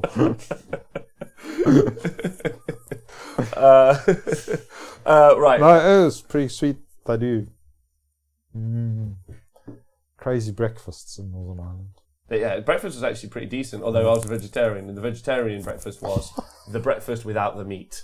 Yeah, which I really respected the lady. She was like, it's just the breakfast with no meat. And I was like, sweet, that'll do. It's better than China. And also Donald Dino says, wow, Nathan, fuck you. Okay, so the first thing that happened was... Donald Dino's never been to Northern Ireland. He did, he was there this weekend. It's probably the first time. Yeah, but he just puts the accent on. Yeah, he's actually from Scarborough. He just wants to seem more international. Right, so Nathan, we travelled over to Cancon. I know it seems like a lifetime ago, Yeah. but we set out on our journey. Now, this is the part of the story where we're just talking about our adventures and all the cool people we met. So if you're not interested in that, we will be talking about armies we saw and other stuff as well. But this is just a trip down memory lane, so it's encapsulated. So if I ever have kids, which I very much doubt because women hate me, and Nathan's kids can listen to it and go, "Oh, my dad's all right." Sure. Right, so we set off on our journey to Australia. Were you excited? Yeah. Very excited. Yeah. Yeah. It was a great opportunity, really. So yeah, with the generosity of the Australians. We're going to do it in parts. We're not just going to surmise it in a sentence because it's just real poor podcast. No. I mean, we could be like, "Hey, went to Australia. How was it?" It was quite sunny. Good, sweet. Went to Northern Ireland. How was it? It was less sunny. Not sunny at all. And the show's over. No, but yeah, obviously, yeah, just a great opportunity that down to the generosity of the Australian Well, guys yeah, start off and with, like, we've got to say thank you to Clint. Patreon and all of that. Yeah. Start off with Clint, who did the crowdfunding. Yeah. So like the GoFundMe to kick that off, which is just stunning. And he was nothing but like an incredible host all weekend. So he was. Yeah. I don't think anyone's really the top of a pile, but if there was to be, Clint's got to get that shout out for doing all that work, which was amazing. And then the people, because he was super busy as well that whole time organising. As you can imagine, a tournament that size takes quite a bit of loads of organising. Yeah. But then we ate into his time as well, demanding this and that. So it was great. And he seemed to survive, I think. Yeah, he's a machine. He's just started a new army. Like, he got back, he was like, "Fucking, that was a great weekend.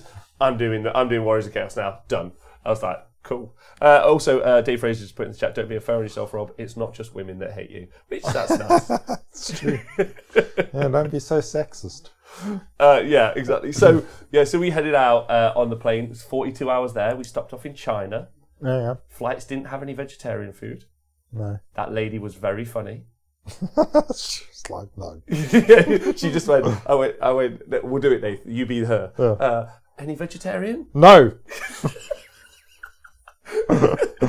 Get off the plane now! And we're already like 3 hours in, and I was like, "Oh fuck, I'm so sorry."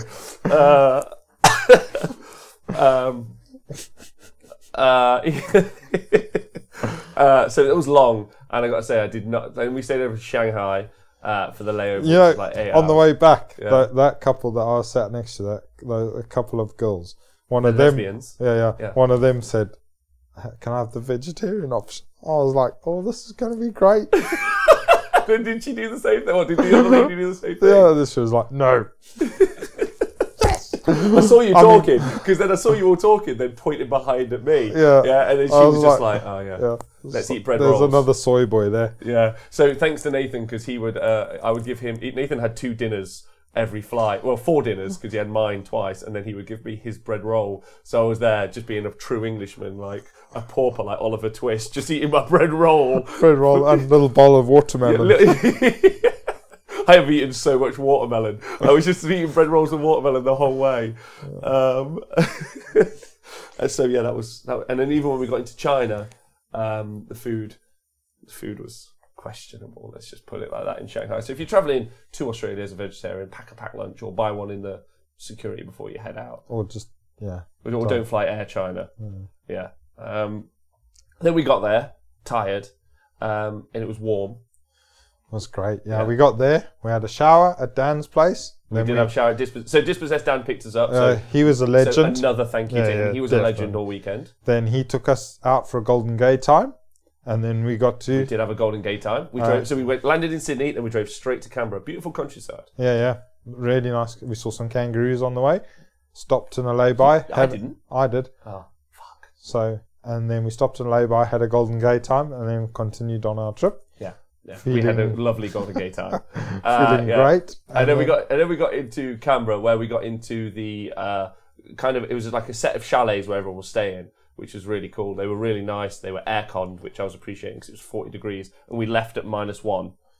So that was real. Yeah, cold. it was snowing as we were in the coach on the way to the airport. It started to snow quite heavy. Yeah. And then, but then we got to Australia and it wasn't snowing. Yeah, at our all. legs had swollen up from the flights. Yeah. We had a bit of swollen leg thing. Yeah, and after my leg issues last year, I got a little bit panicky. I was like, my leg's falling off! And I was like, oh, my other leg's the same, so that's fine. They're going to lose both, so it was cool. And we got to the chalets, and then we got to meet Clint finally. Yeah. That was really nice.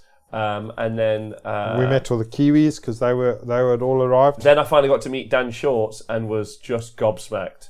It felt like an angel had appeared. There was definitely some gob action. Yeah. Attempted, even though he was trying to beat you. Go away. Yeah, go away. You talk on the internet and I write articles. Fuck off, Rob. But yeah, he was really lovely. And also, we sort of met Big Sean. Yeah. We met fucking Goonbag. But Seth. Now officially nicknamed Chicken Fucker. It's a whole different story. Fraser. Quite a few of the Kiwi guys were there. They were really fun. And the first thing you did was have a glass of Goon. Yeah, which is some sort of alcohol, I think. Then we sack of wine. So we had a chat with those guys, and we went straight out, which was and the reason we're going to tell you all this is just I think probably the end of the story is going to be just how phenomenal the past 2 weekends have been for the community, just being supportive of us. Yeah. So we're just going to name people as we go. We met Elf Boy. Did we met him? No, he didn't turn up until Friday. Turned up later. So we met some of those guys, and then we went out to Travis's house where we had dinner, which was super civilized. Him, Travis's wife, they were lovely. Yeah. Their house is great. Yeah. It was just real pretty and real nice. Yeah. And then we had a really mature dinner, and I was like, oh, okay. We've landed in Australia. Obviously, the English kind of think of Aussies as kind of big drinkers and party and loads of swearing, but this is just really really polite. This is really nice. This is cool, and it was lovely. Yeah, really mature. And then we went.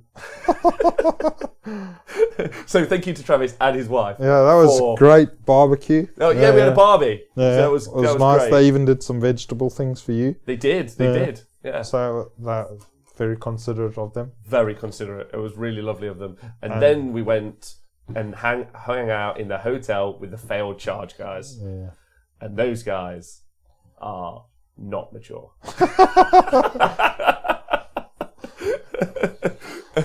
Yeah, they were having a great time. Except for, what's his name? Anthony, was it? He was not having a great time. He was walking around because somebody had kicked him in the nuts or punched him in the balls. Was that Michael? No. I don't know. We met 42 times that weekend as well. Because that night, so he was very drunk, and someone had decked him in the dick because he was being over the top when they were playing Super Smash Brothers, and he kept being passed out and not passed out. We introduced ourselves 3 times, and that became a running joke over the weekend. We're friends on Facebook now. I'm sorry, there's 70 people I met, so it's hard to remember. But I'm sure it's Michael. Is it Andrew? It's Andrew. Yeah, I said Andrew. Yeah, it's Andrew. Yeah. It's Andrew.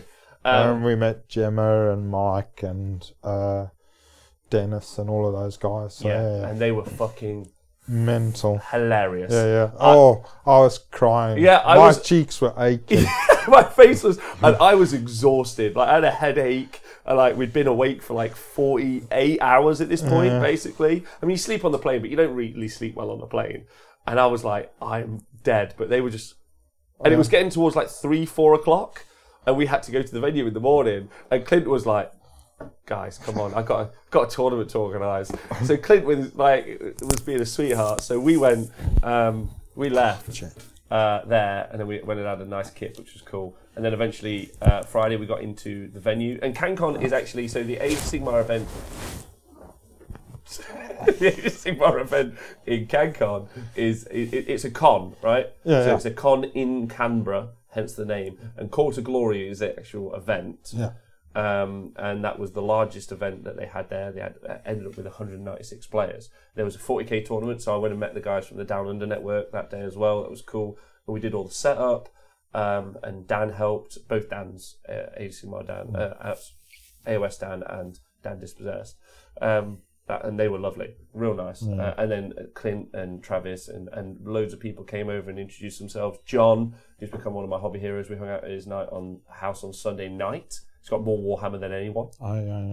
than anyone in the world. Yeah. Yeah, so we did all the setup, which was cool, wasn't it? Yeah. It's all right. I mean, you were a bit like, I don't fucking know what to do with all these websites. Yeah, I didn't do a hell of a lot. No, but like, it was fairly easy. There was like one of the mixer got beaten up in the transport over there, so we killed the mixer, but Dan had bought some spare stuff, so it was all good. Setup was cool, pretty standard. And then we went out on the Friday night because Doom and Darkness organised this awesome barbecue. Yeah. And we got to meet loads more dudes. Yeah, we met loads of people. I can't remember a lot of them because I can't remember much of that night. Nathan got drunk.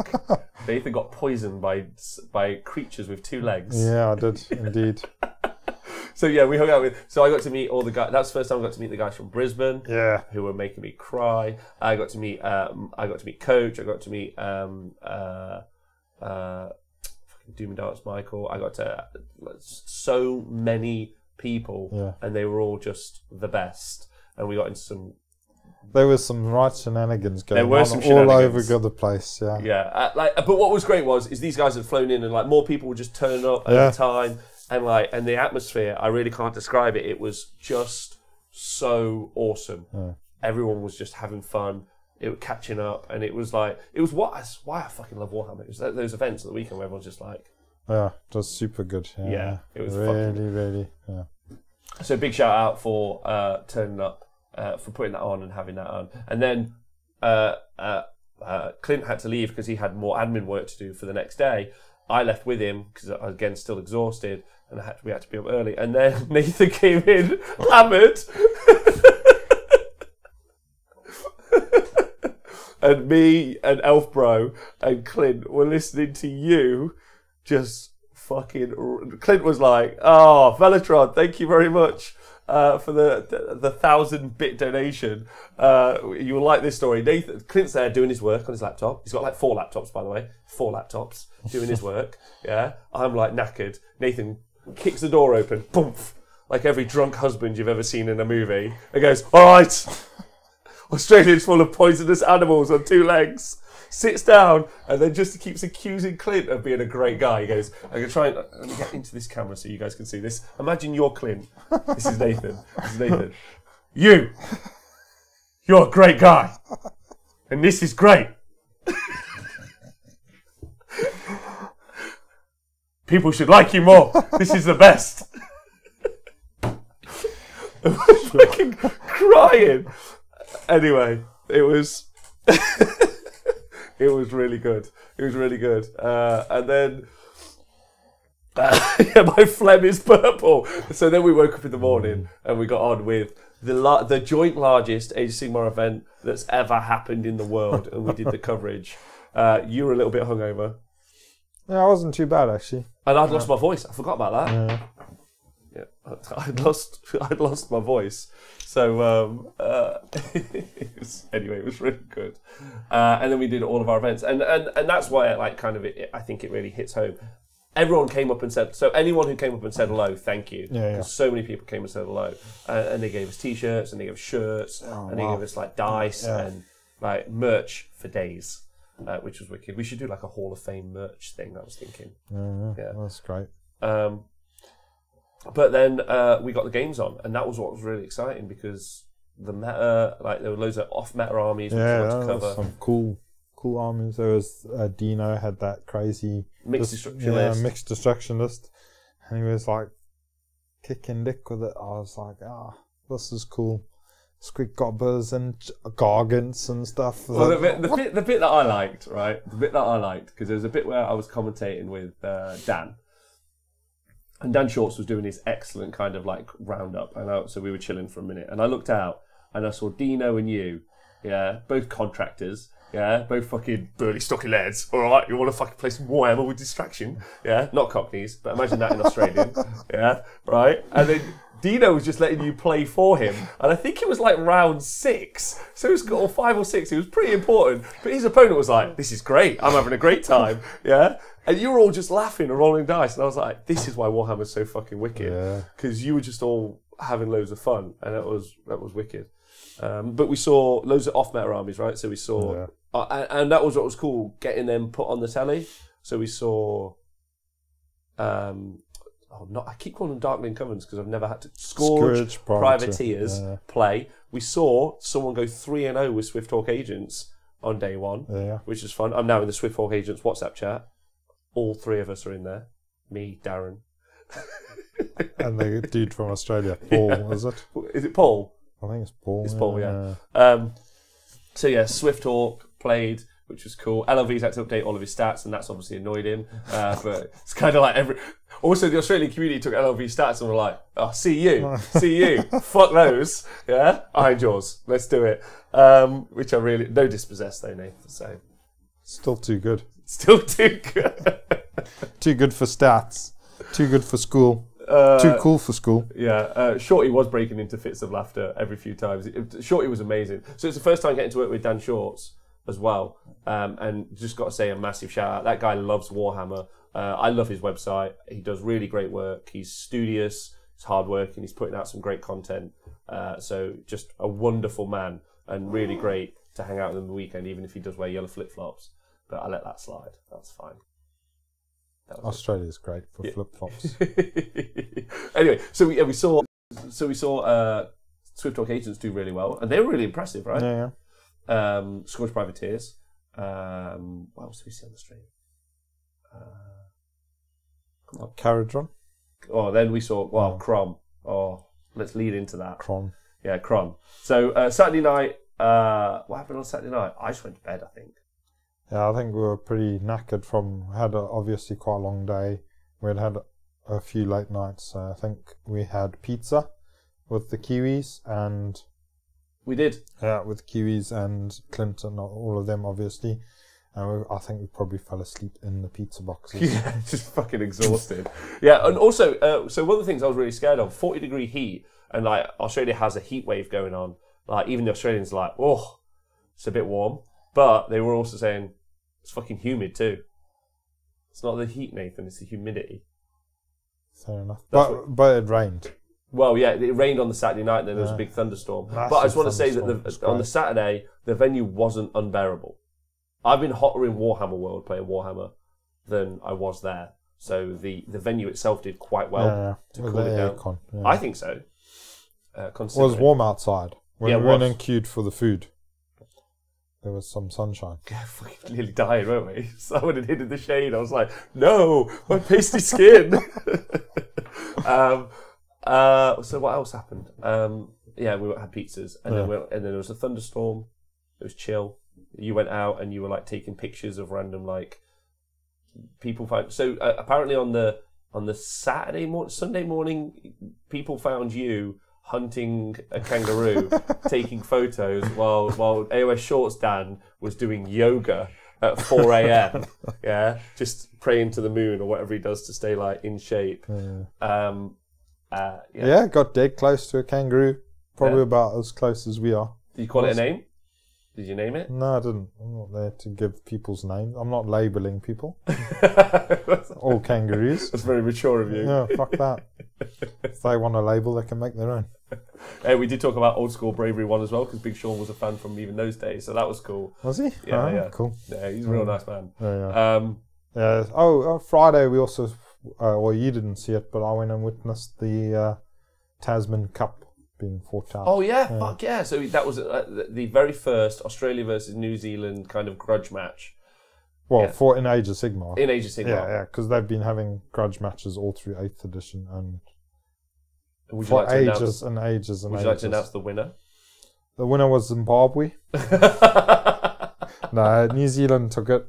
Are you and me going to hold the Zimbabwe English Grudge Cup once a year? We do it on like my birthday or something. That's just all right, deal. Sure.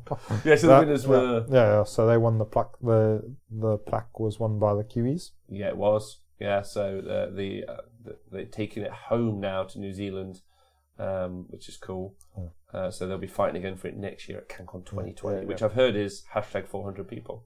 Yeah, that's what I've heard. Round it off to the nearest 1,000. Yeah, I think. Yeah, I mean, if you just hit it up to 500, then you just sorted. I think at that point. And then the next day, we went and did the final, which was cool. Now I'd lost my voice completely at this point.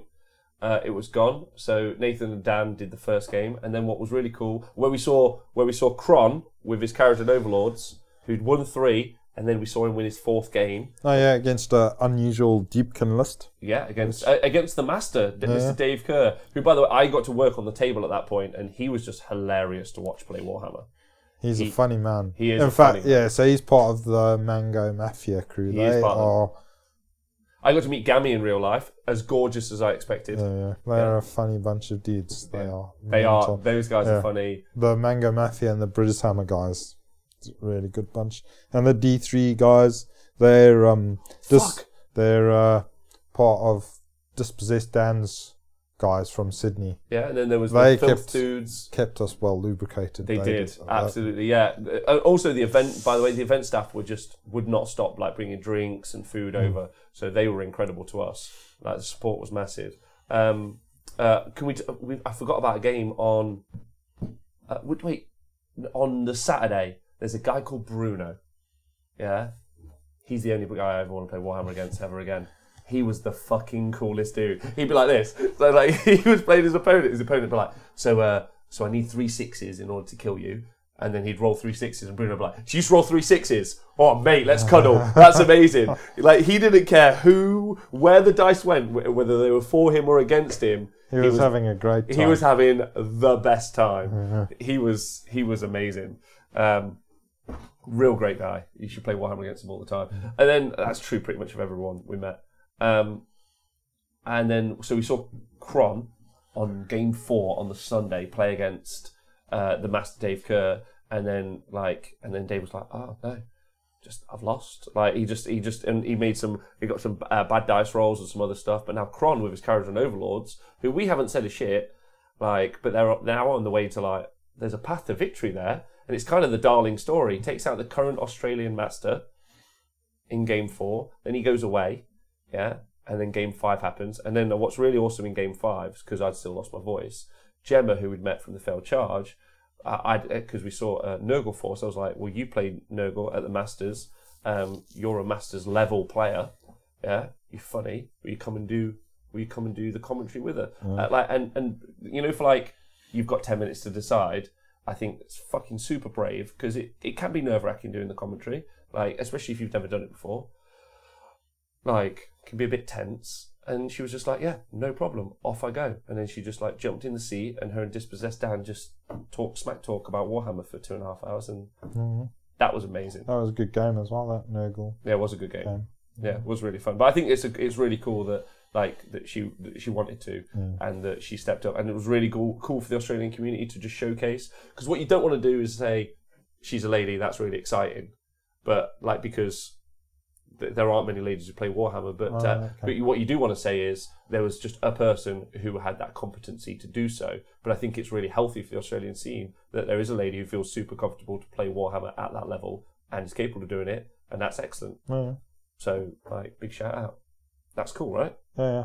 Whatever you're trying to say, yeah, sounds cool. I don't know what I'm trying to say. I'm just I'm beating around the area with a stick. I think there were a few ladies there, and there was a young girl about 12. 13, there was an 11-year-old. 11 was she? She was playing Warhammer, and she gets to the table, and apparently she was giving people smack talk. Yeah, apparently people would come and go, "Oh, it's very nice to meet you," and she'd be like, "All right, are we deploying or what? Where are the objectives?" She was she was completely fine. So yeah, I think that's Legion of Blood thing. I think she's kicking a few people in the dick. So she was good on her. Yeah, agreed. And then we got to the final, and this is pretty massive, right? Beth also played. Thank you, Elf Bro. And then there was Budastic guy said Gemma sounded like she'd been commentating for years. That's awesome. Good. And then we saw the final, and we saw Carriage and Overlords versus Gore Pilgrims. So Blades of Corn. Now, if you listen to any Australian shows, they kind of have an obsession. You know, sometimes you'll say things. I say eels a lot. I always just think of eels. They're in my head as a problem unit when I play Age of Sigmar. They're so fast, you can't charge them. I just find them problematic, so I bring them up a lot. But if you listen to Australian shows, they say 2 things. Sylvaneth, which they fucking hate, yeah, and they say Gore Pilgrims all the fucking time. And I remember talking to Dispossessed Dan and be like, why are you Australians fucking obsessed with Gore Pilgrims? just every time, you just like, Gore Pilgrims this, Gore Pilgrims that. Whereas in England, if I was saying Nathan's got a corn list, you would say... Murder Host. There you go. Like, Murder Host is kind of the thing that we have over here. And maybe that's just Dan Ford just doing so well with Murder Host all the time that it's just our brain just says Murder Host. So, you know, there's those regional differences, which is really healthy. So then we saw Kron with his Kharadron Overlords. Now, I've got two things to say about Kron. I love Kron. He's amazing. I'm fucking super excited for him. And also, I fucking hate him.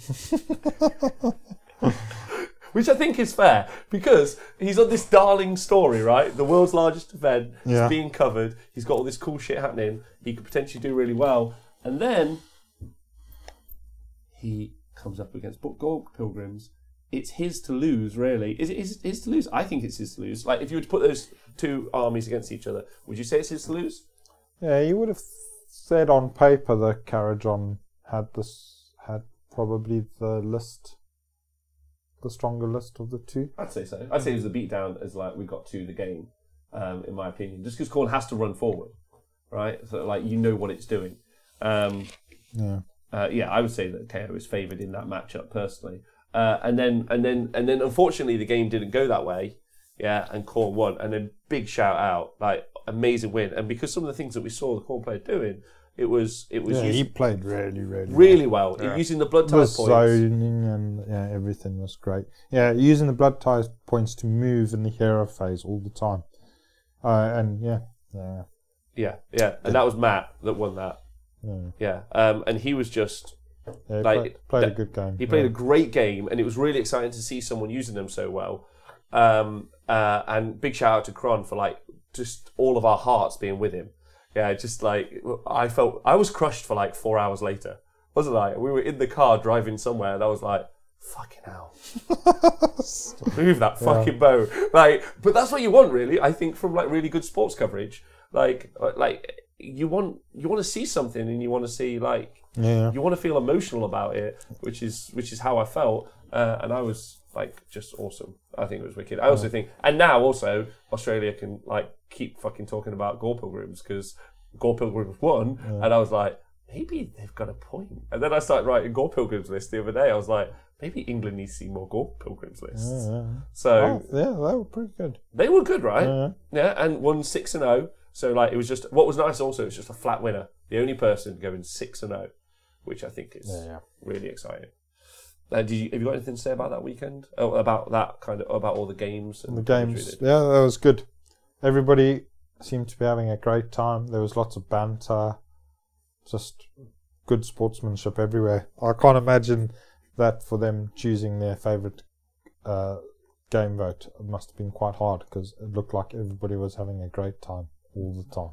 That's the thing to really drive home is the atmosphere was just stupendous.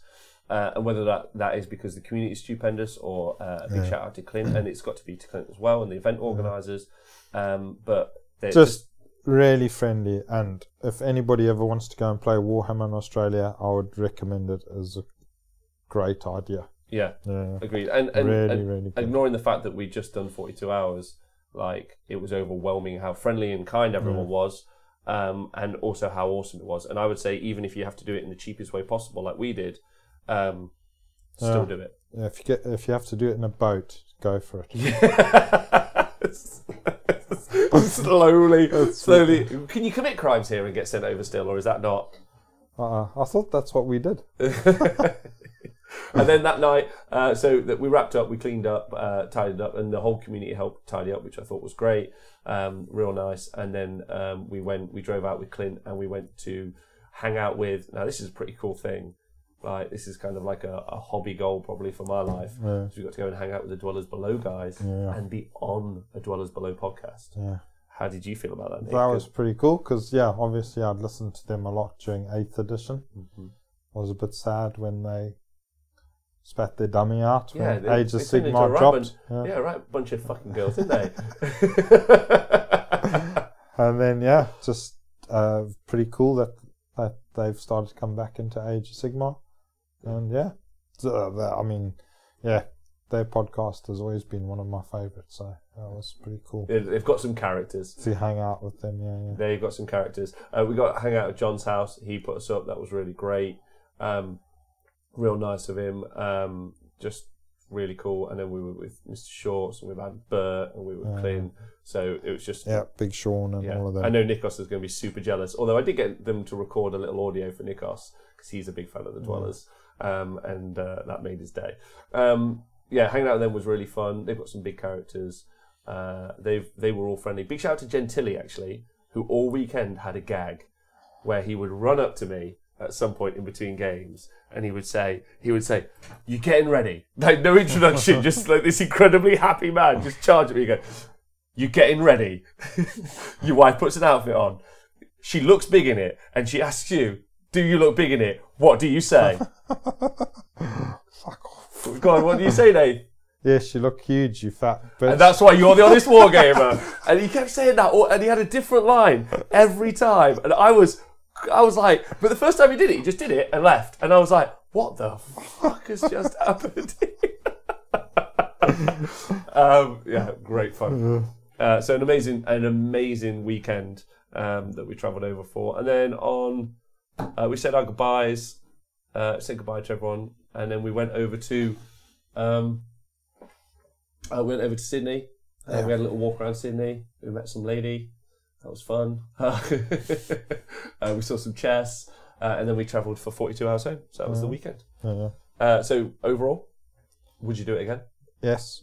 In a heartbeat? Yeah, definitely. Yeah. We've already talked about it. I think we said next year it would be cool to do like a tour. And go and hit the big cities one after the other. And like I say, anybody else that wants to go over there should not even bother thinking about it. Just go. It should be your number one. Like I've been to LVO and I've been to Adepticon, and both those are great events. Don't get me wrong. I do feel like there was something a little bit special here. Yeah, Cancon was great. I mean, but then speaking to them, they got other events as well. Brishammer and Sydney GT, SA GT, which I think is South Australia GT. Loads of events all over. They got loads of Blood Bowl events and stuff like that. So yeah, really big. So just excellent. What was also really obvious, actually, also was how young the community was. Now, I don't mean that in age specifically, although that was true as well. I more meant that most of them have been in the hobby for like 2 or 3 years. It felt like from the conversations I had. Now, if that's not true, but it felt like from we didn't do like an actual stat on it, but it felt like it. And what was really good is the sheer level of enthusiasm that you saw about the hobby because of that. Like there was no real kind of like hang-ups, or I mean there were some great people like Charles. Charles, you might not have met Charles, but Charles is amazing. He came over and we had a big chat. I think he's coming over here. I don't know what we organised, but either I'm going to play Lord of the Rings with him or he's coming to play Lord of the Rings with me. I don't know. I'm excited. But he's the guy that arranged the shirts. The Tasman Cup.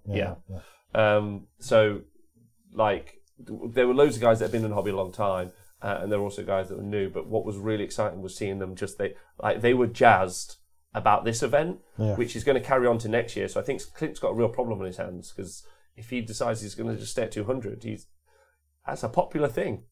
And he did really well. The event ran really well. Everyone was pretty it was all organised well. The TOs were super helpful. They got out some great prizes. The best army awards. Yeah, there's some great hobby there as well. Just there was a whole row of tables full of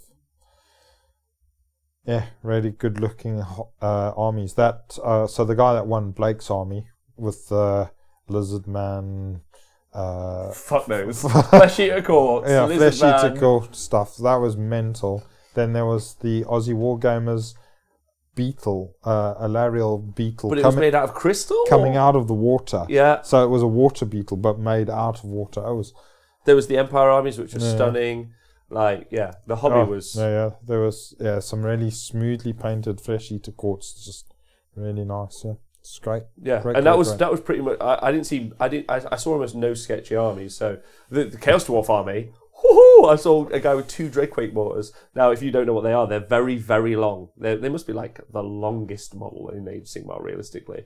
And so it doesn't make sense for them to go on a ridiculously long. There's no oval base that size. So this guy was just like, fuck it. it went on top of like a giant piece of terrain and another piece of terrain, which was just on a base. It was just ludicrously big. Yeah, and I was like, "What are you doing?" He's like, "Well, I want them to make a base for it, so I thought if I do something stupid, maybe they'll listen."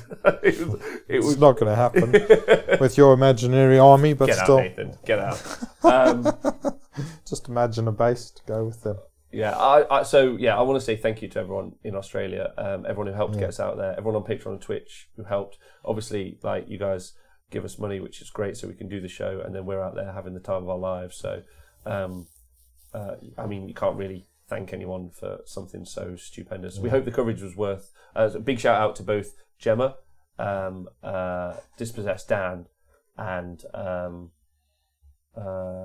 Dispossessed Dan and Dan Shorts. For their work over the weekend, because they obviously worked for free for the community. So if you guys love the coverage, then those guys deserve as much love as you can find to give them. And I want to say thank you. They couldn't have done it without them. So. Yes. Thanks to everybody there in Australia and to you as well for getting me over there. It's great. Me? Yeah. I don't know if we barely made it. Organised it. So, yeah. So yeah, that's really exciting, and everyone seemed pretty happy with the coverage, which is cool.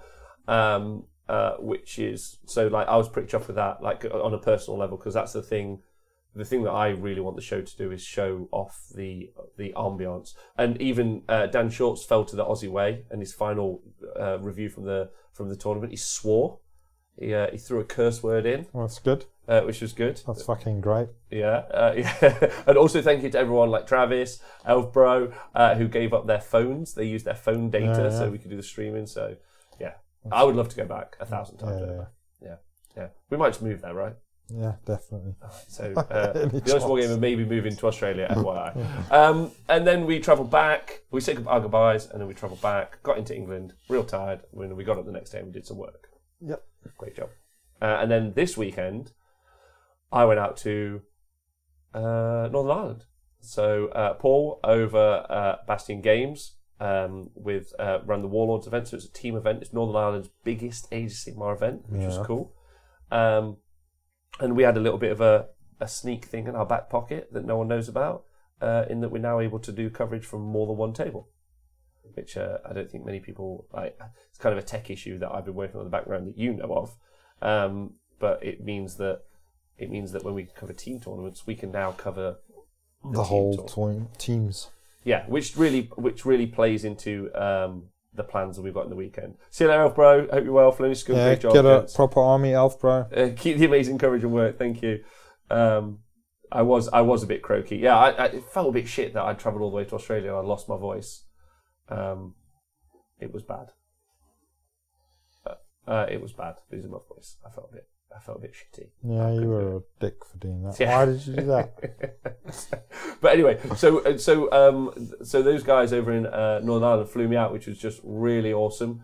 It was cool going over there. It was super cold, and then I made it there. I got there quite late. I got there at 10 at night, so I did all my setup. Stayed in a lovely hotel. I honestly don't know what the name is because I just didn't see it. Got there in the morning. Did the setup and everything, set all the cameras up, and that worked. But then we didn't have the team that I normally have, and the guys at the event were running the event, which they ran really well. And then at the same time, they were like offering to help me, and that was kind of my fuck up. I should have just said to you, you guys obviously run the event. That's the most important bit, and I should do the coverage. So we set up the 4 tables, and then I started doing the coverage on my own eventually, which was fine, really, in the way that I had it worked. But it was really more of a prototype, and it was really nice of those guys to let me kind of use their event as a tester to do the setup. But yeah, the fact that now we can cover those 4 games in a team event is really quite massive, because it's probably more engaging as like that final, especially for team events, tournaments. Yeah. I mean, when we go to singles events, go to singles events as well, we do the coverage at singles events. That's really massive as well, because we can do the top table. We can, if we go into like day 2 and it's game 4 or 5, let's say, like game 5, and then maybe there's only like 3 pairs in it to win the tournament. We can cover all 3 games, and then we can also go and find another game that's like the comedy game that we can go find. Probably got Speckles on, playing Warhammer.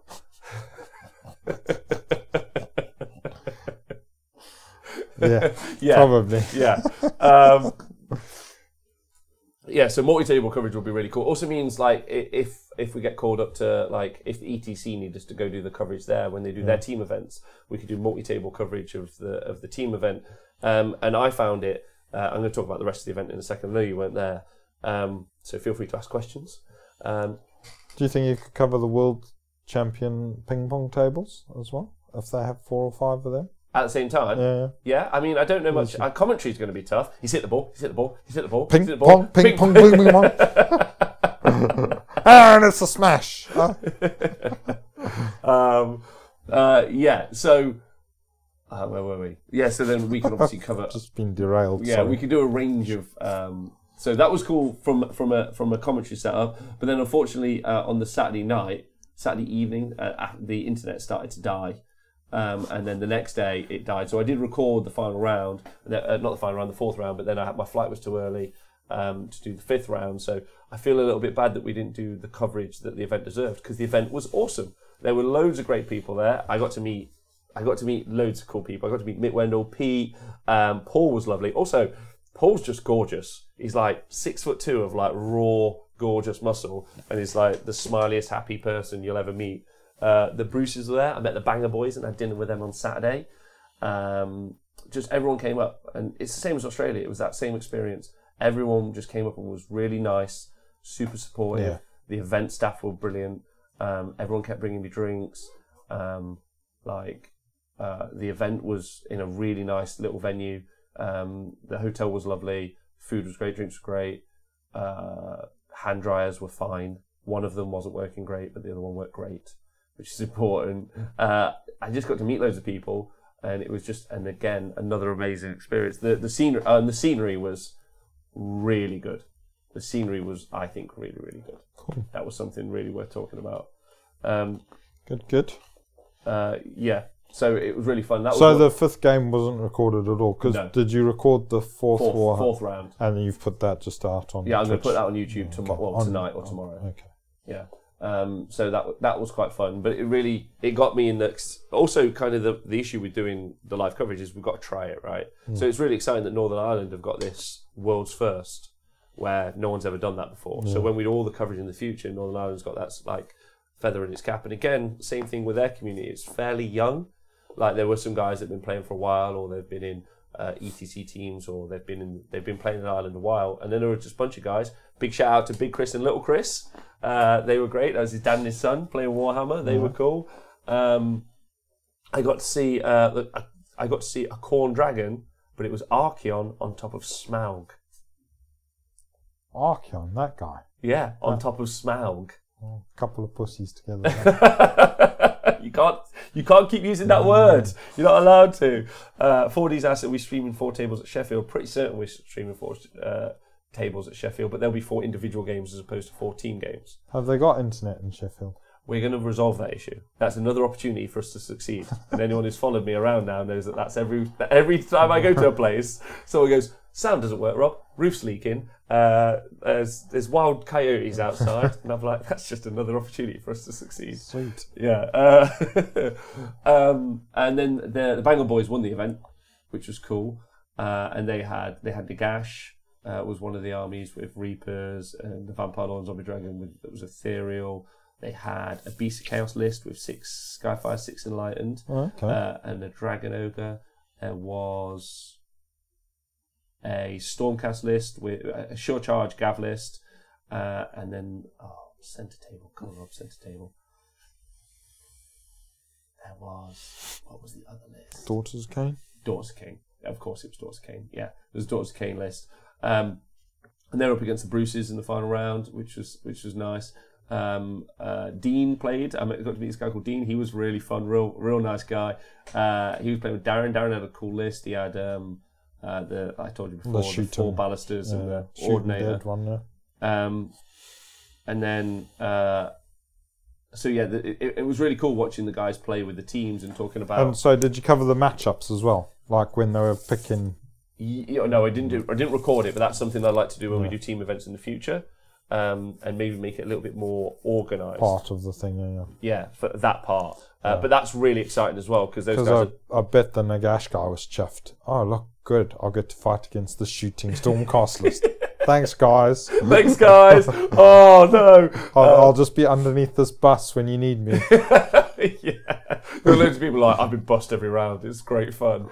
But everyone was having a everyone was having a really great time. Like, again, the atmosphere was just really exciting. People were clapping.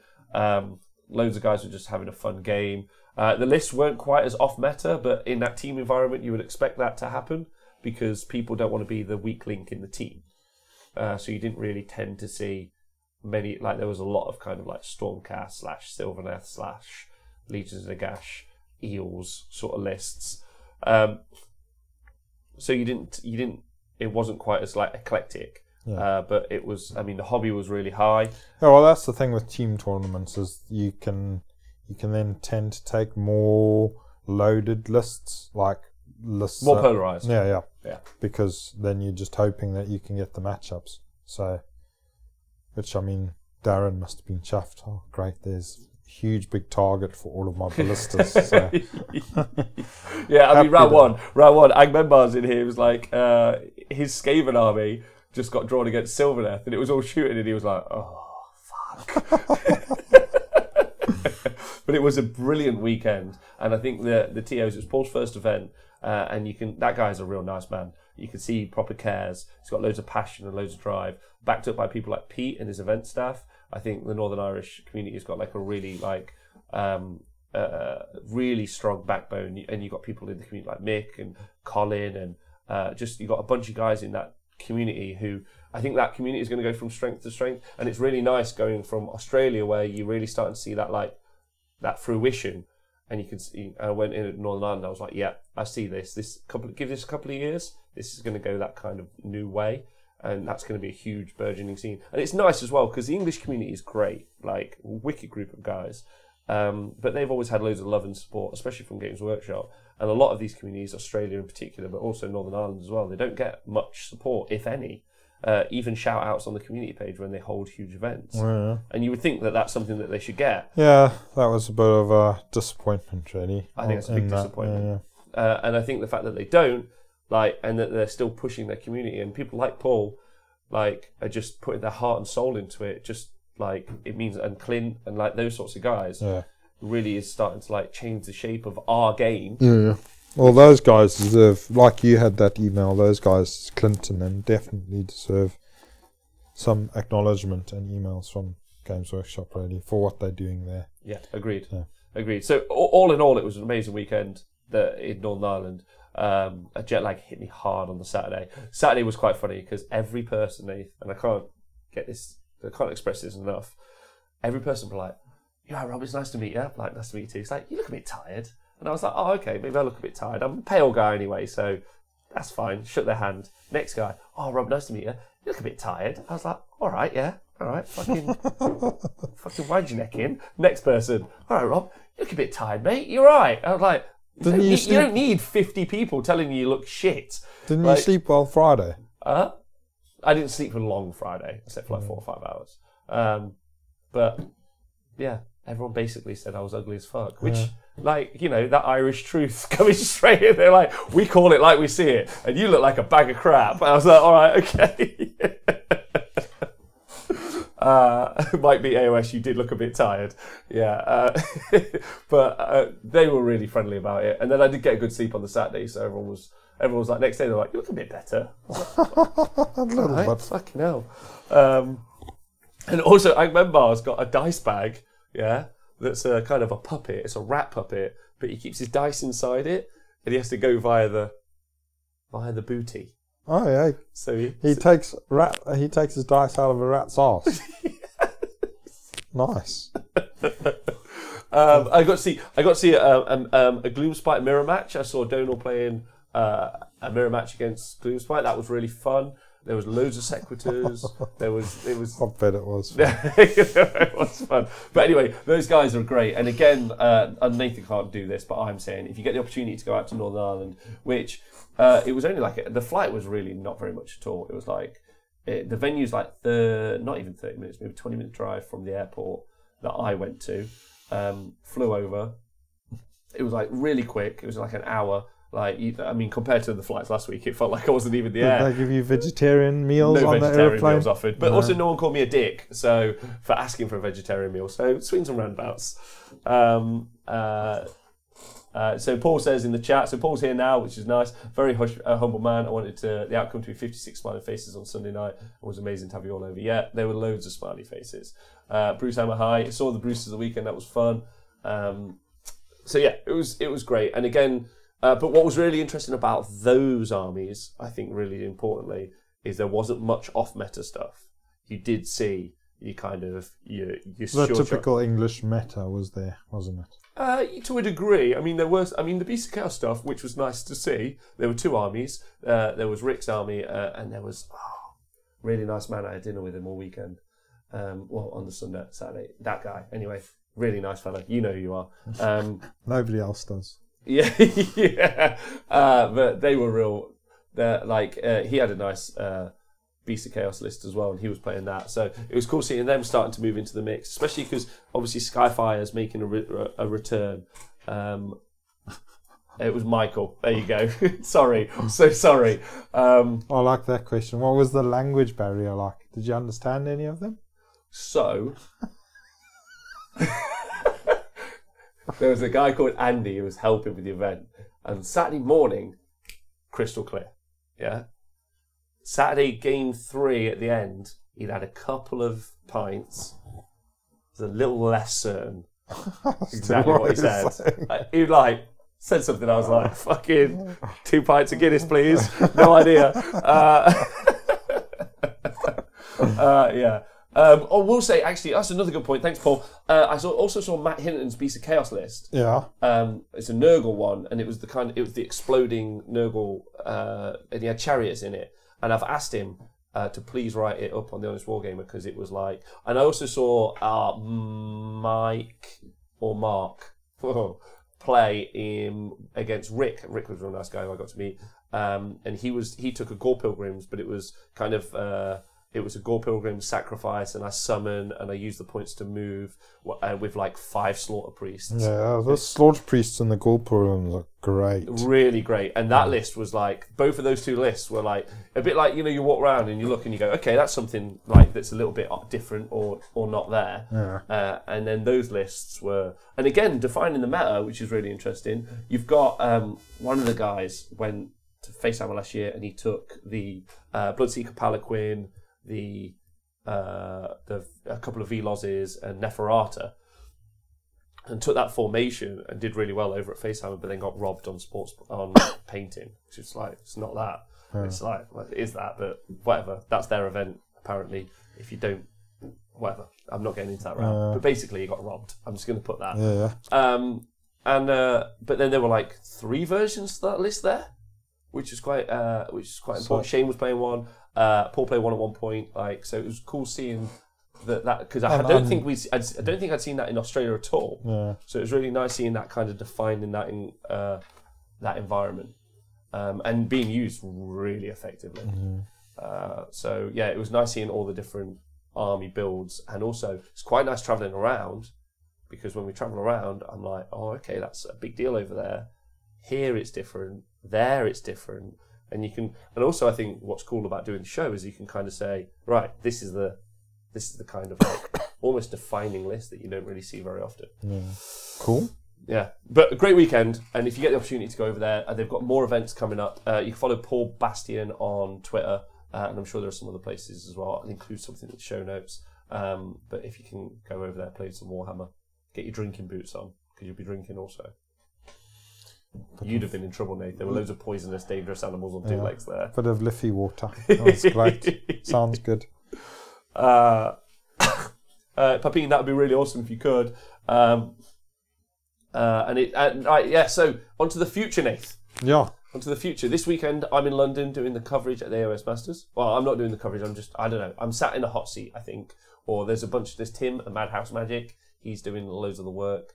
I think there's more event staff than there are people playing, which is fun. Cool. So there's a bunch of people helping out. I'm looking forward to that a lot. But then also this weekend it's LVO over in America. So not massive. and as much to Donal, this will piss Donal off. Listen, if you guys want to fly us out, you've got like 2 days left. Yeah, you've got like 2 days left to send us out there. We do have prior commitments, but then you could go to London. What's happening in London? The London Masters. Oh, okay. Oh, that's Donal's game. Yeah. Donal's thing. Yeah. That'd be cool. But then, there's 130 people playing over in America this weekend, and they've got a really cool system. What they're doing is they're doing their 5 or 6 rounds, and then on the Sunday, so that's over on Friday and Saturday. On Sunday, the top 8 play through a kind of knockout to get the final winner. So that should be fun. What do you think of that? Sounds boring. No. Sounds boring. Let's go watch the London Masters instead. Well, that's on the JJ number 10. Thanks for subscribing. But yeah, so that's at the weekend, and then the weekend after that, we're in Sheffield. Yeah, we're doing the Sheffield Slaughter, so expect more than before. More than before. More than you've seen before. So we've got the Honest Wargamer crew going down. Also, something else I can announce that no one knows ever in the world, if anyone's interested when it comes to the show, we're going to be holding some auditions, Nathan. We will announce that a little bit better, but the Honest Wargamer auditions for some commentators. We're going to do a commentary. Oh, God. So I spoke about this yesterday with Paul, and I was like, fuck it, I'm going to lean into it. We're going to do an Honest Wargamer training day and certification system for commentators. That's right. The Honest Wargamer University, like Trump University, only it costs no money. But effectively, what I would like is to, number one, give my experience to people who'd like to do some commentary, and also give them the opportunity to do some commentary. But really, the selfish reason for it is we want to develop a wider pool of commentators, because I love commentating with you, but being called a dick all day really does bring me down. Why? What's wrong with that, dickhead? But yeah, that would. So that's probably something we're going to do in the future. So keep your eyes peeled for that announcement and exactly when. And that's because I think we're being approached and asked to cover more events. Now, it's definitely practically impossible for us to cover all the events. But what I would like to do is propagate the knowledge, because everything we do is for the community. Yeah. So what we want to do is train people, help people, so that they can learn exactly how to do it. Now, obviously, some people are like, "You're not even very good at it, Rob. You're shit, and I hate you." That's fine. Cool. But the auditions will be fun. We'll have a sofa, a couch, and a few cameras. It'll be great. I've seen videos like that. Yeah, so that's something we're going to do in the future. And then, but it's a bit square peg round hole, right, Nath? Yeah. Like, not everyone's built to do commentary, because I've asked you to do it several times. Like, it can be a lot, right, to do. Yeah. It's really hard calling somebody a dick all the time. And then that's because we obviously want to like semi-professionalize the sport in the future in a healthy way. So like someone in some part of the world can do commentary, or like, for instance, I'd love to see the tournament done over in Australia. And obviously it was really wicked that Clint and Travis did the live stream the Masters from over there. So it gave us an opportunity to see what the Masters looks like in Australia. So I don't want to like, the Honest Wargamer isn't designed for just us to do it and we're the coolest. It's designed to create the ideas, make them workable, and then teach people around the world. So I can just sit back on a Sunday morning and just watch somebody else doing it. Yeah, just watch someone else do it. Like, fucking good work there, son. Yeah, that's really good. Or we can actually go and play some games. Exactly. But the commentary is really important, and I want people to don't think that there isn't a barrier. I don't want people to think there's a barrier where people can't offer to try. So if we do an audition set, then people can turn up and be like, "Oh, cool! Like, I'm going to give this a whirl," and then they give it a try for 10 minutes. They go, "Nah, that's way harder than I thought. That sucks." Or some people who maybe aren't very confident get into it, and then they fall in love with it and they train better. So there's an idea. Cool. Heinrad says that he thinks I'm well suited to call someone a dick over the course of a game. Skills. So other news, Nath. Yeah. Other news is we also are covering Blood Tithe. The event. We're covering Six Nations for the event. Hot gossip is at the sometime in the next couple of days, we'll find out. Well, now we're travelling to play Warhammer at Adepticon. Yeah. Currently. But we might be doing the live coverage of the AOS event at Adepticon. We're just waiting for Hank to email us back. And if Hank says no, that's absolutely fine. Or if, like, obviously, because I think Games Workshop have a team that are going to be there. Yeah. Like, and I've offered to help them in any way that they need us to integrate with them so that, like, I'm not looking to take over or do anything like that. It's just meant to be, I had such an amazing time in Australia and in Northern Ireland that if we could help our American brothers showcase their hobby, I'd prefer to play games. Yeah. I'm sure you would as well. That's what I'm planning on doing. Yeah. So Nathan's like, fuck off. We talked about it on the playback and he was like, nah, fuck you. I want to play with my Dispossessed. Yeah, I'm going to go and take some names with my guns. So yeah, I mean, that would be amazing. And if you guys want to jump on the bandwagon and help, you could either email Adepticon or you can message Adepticon and say we would really like the coverage to happen. I'm not saying put pressure on them, but just a show of support so that they feel comfortable. But as stated, we're waiting for them to get back to us, and if they don't, we just get to go play Warhammer. Yeah. Right? And then off the back of that, we've offered to do it at Nova, so we're waiting for them. But we definitely are going to Capital City Bloodbath in Canada, where we're doing the 40k coverage. But something I haven't told them yet is I reckon I can do both sets of coverage at once. AOS and 40k. Wow. Yeah. You ready to see some things? Some schizophrenic behaviours. Yeah. Right. But it would be amazing if we would get to do that. Do those events. Nova would be cool because it's a charity. Adepticon would be cool because it's really big. And it would be. I'm already excited about going to Canada, so it's not a big deal. So I think we're going to.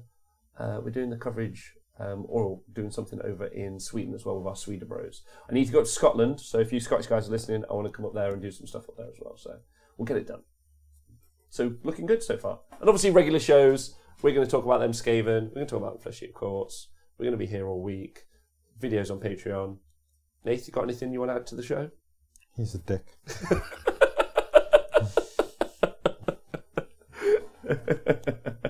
Right. Okay, fine. Yeah, I mean, that's true. that works. So what are your plans? Everyone watching on the Twitch chat and everyone listening, everyone on Facebook, YouTube, you guys have been amazing as well. Everyone who's listening right now, what do you guys think about Age of Sigmar at the minute? Like, what are you excited about for in the future? Nathan, same question to you. If you're listening on our podcast, tweet us and message us. What are you looking forward to in the next couple of months?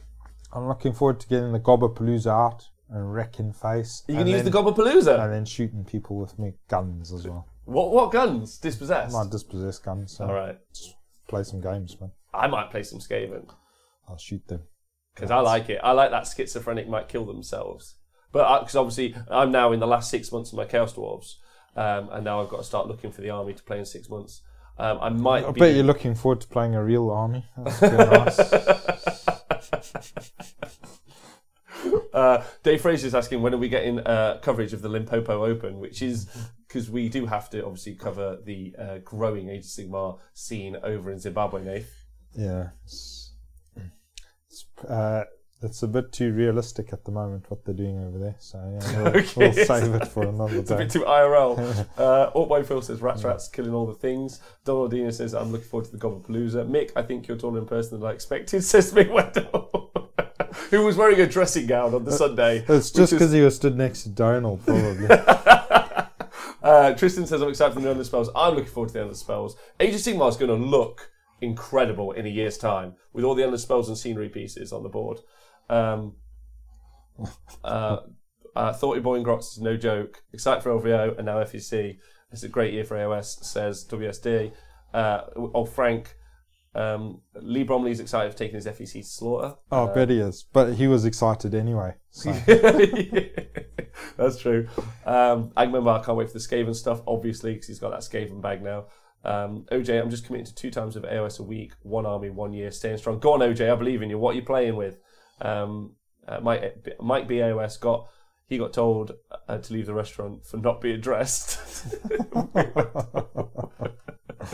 I'm excited to quit, says Unicron John. Also, yeah, I need to say a thank you. I need to shout out, before we stop the show, I need to shout out Tristan Gray and, maybe Sunise, for doing loads of list inputting on the website. And also, someone who doesn't get enough love is obviously John Scrivens, who does all the overlay and artwork, who's been my kind of angel on my shoulder while I've been travelling around. So thank you to him, if only because it makes me make him do a shitty face, which makes me laugh.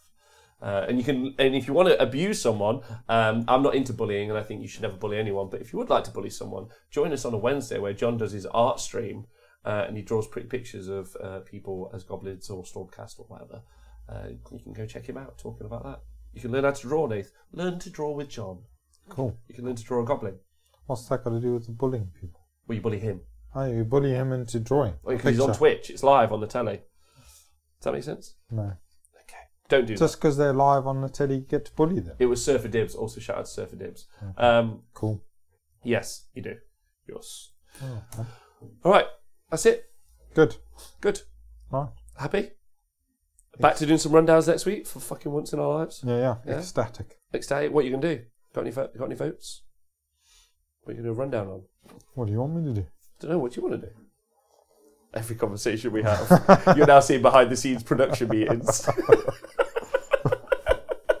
What do you want to do? Shall we flick a coin? No, because there's 1,000 war scrolls. You can't flick a coin on 1,000. Well, if you got a 1,000-sided coin. Well, then that's possible, isn't it, dickhead? Yeah. But it's not actually possible right now. So help me out. What do you want to do? John says, do Mangler Squig. Do you want to do a Mangler Squig rundown? Yeah, I can do. But it's actually a loon boss on a Mangler Squig, so Mangler Squigs. They are Mangler Squigs, and then there's two variants, aren't they? Yeah. I really want to talk about that Beast Chaos list with the fucking chariots. It was wicked. Really like that list. So, yeah. That'd be cool to hear about that. Sounds interesting. Yeah, I might just ring Matt and ask to interview him, and he can tell me. That would be nice to have somebody that's erudite on the show. He is erudite. Yeah. That'd be good. Are you the vulture from Jungle Book? I don't know what to do. I don't have any results from the Ulster event, says Andy. I'll find it out. I'll talk to Paul. Thanks, Brain Squig. Nick, looking forward to seeing you soon. Exploding Goats list. Yeah, that's really fun. So we'll see that next weekend, potentially. You'll see that on the live coverage, that Goats list, which I think is really cool. I think it's really innovative. Also, side note, Adam Kunis was running an illegal list this weekend, the whole weekend. And his exact words were, I don't even give a fuck. Listen to Angelcast. That was his words. He is a Cockney bastard. Do the shard and how ace it is with the sword. So the Tenebral shard with the sword of judgment. I think it's cooler on the Skaven character, to be honest, with the 10 attacks. The Deceiver.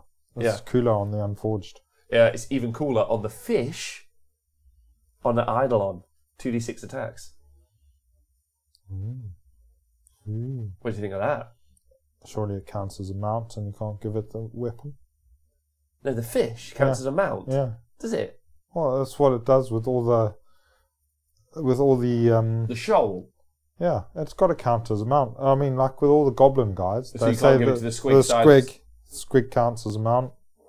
The snufflers, the squigs count as a mount. So yeah. All right. Cheating bastard. I haven't done it. But everybody that plays with fish elves are cheaters anyway, so it's fine. Should play with proper army like Dispossessed. All right. So thank you to everyone listening. Obviously, everyone on Patreon. We've had some new dudes this week, which has been awesome. Everyone who's been with us for the whole time, you guys have been great. So Bragg Lover just joined for a quid. Jimmy, we had Brett, and a bunch of other guys just really supporting us over on Patreon. Everyone who's subscribed on Twitch.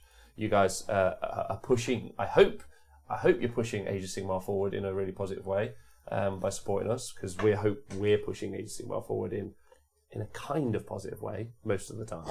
I'm just trolling people with shoals of fish. Trolling. Thanks, Levensky, Tristan Gray. Good luck with the Tomb Kings. That's it, Nate. Anyone you want to shout out? I mean, there's too many people to shout out. Yeah. Everyone's been to. I won't say too nice, but everyone's been really nice and generous to us. So generous. Yeah, you guys are great. It was a bit cool, right? Very cool. Just awesome. Yeah. Night, Boy Phil. So night, everyone else. Chris, you guys are amazing. Bruce, see you later. You guys are great. Jet Cam, where is Jet? Hey. He's over here farting. All right, so no Jet Cam, I'm sorry. So we'll have to go. But we'll see you guys soon. Join us for the rest of the week. Every Monday you can join us, obviously. I'm back twice tomorrow with Stat Show and a bit of hobby. And John doing some drawing, Dan. And obviously we're doing 40k with those two gorgeous men, Nikos and Tom, on Thursday. So join us soon. See you guys soon. Good. Cheers.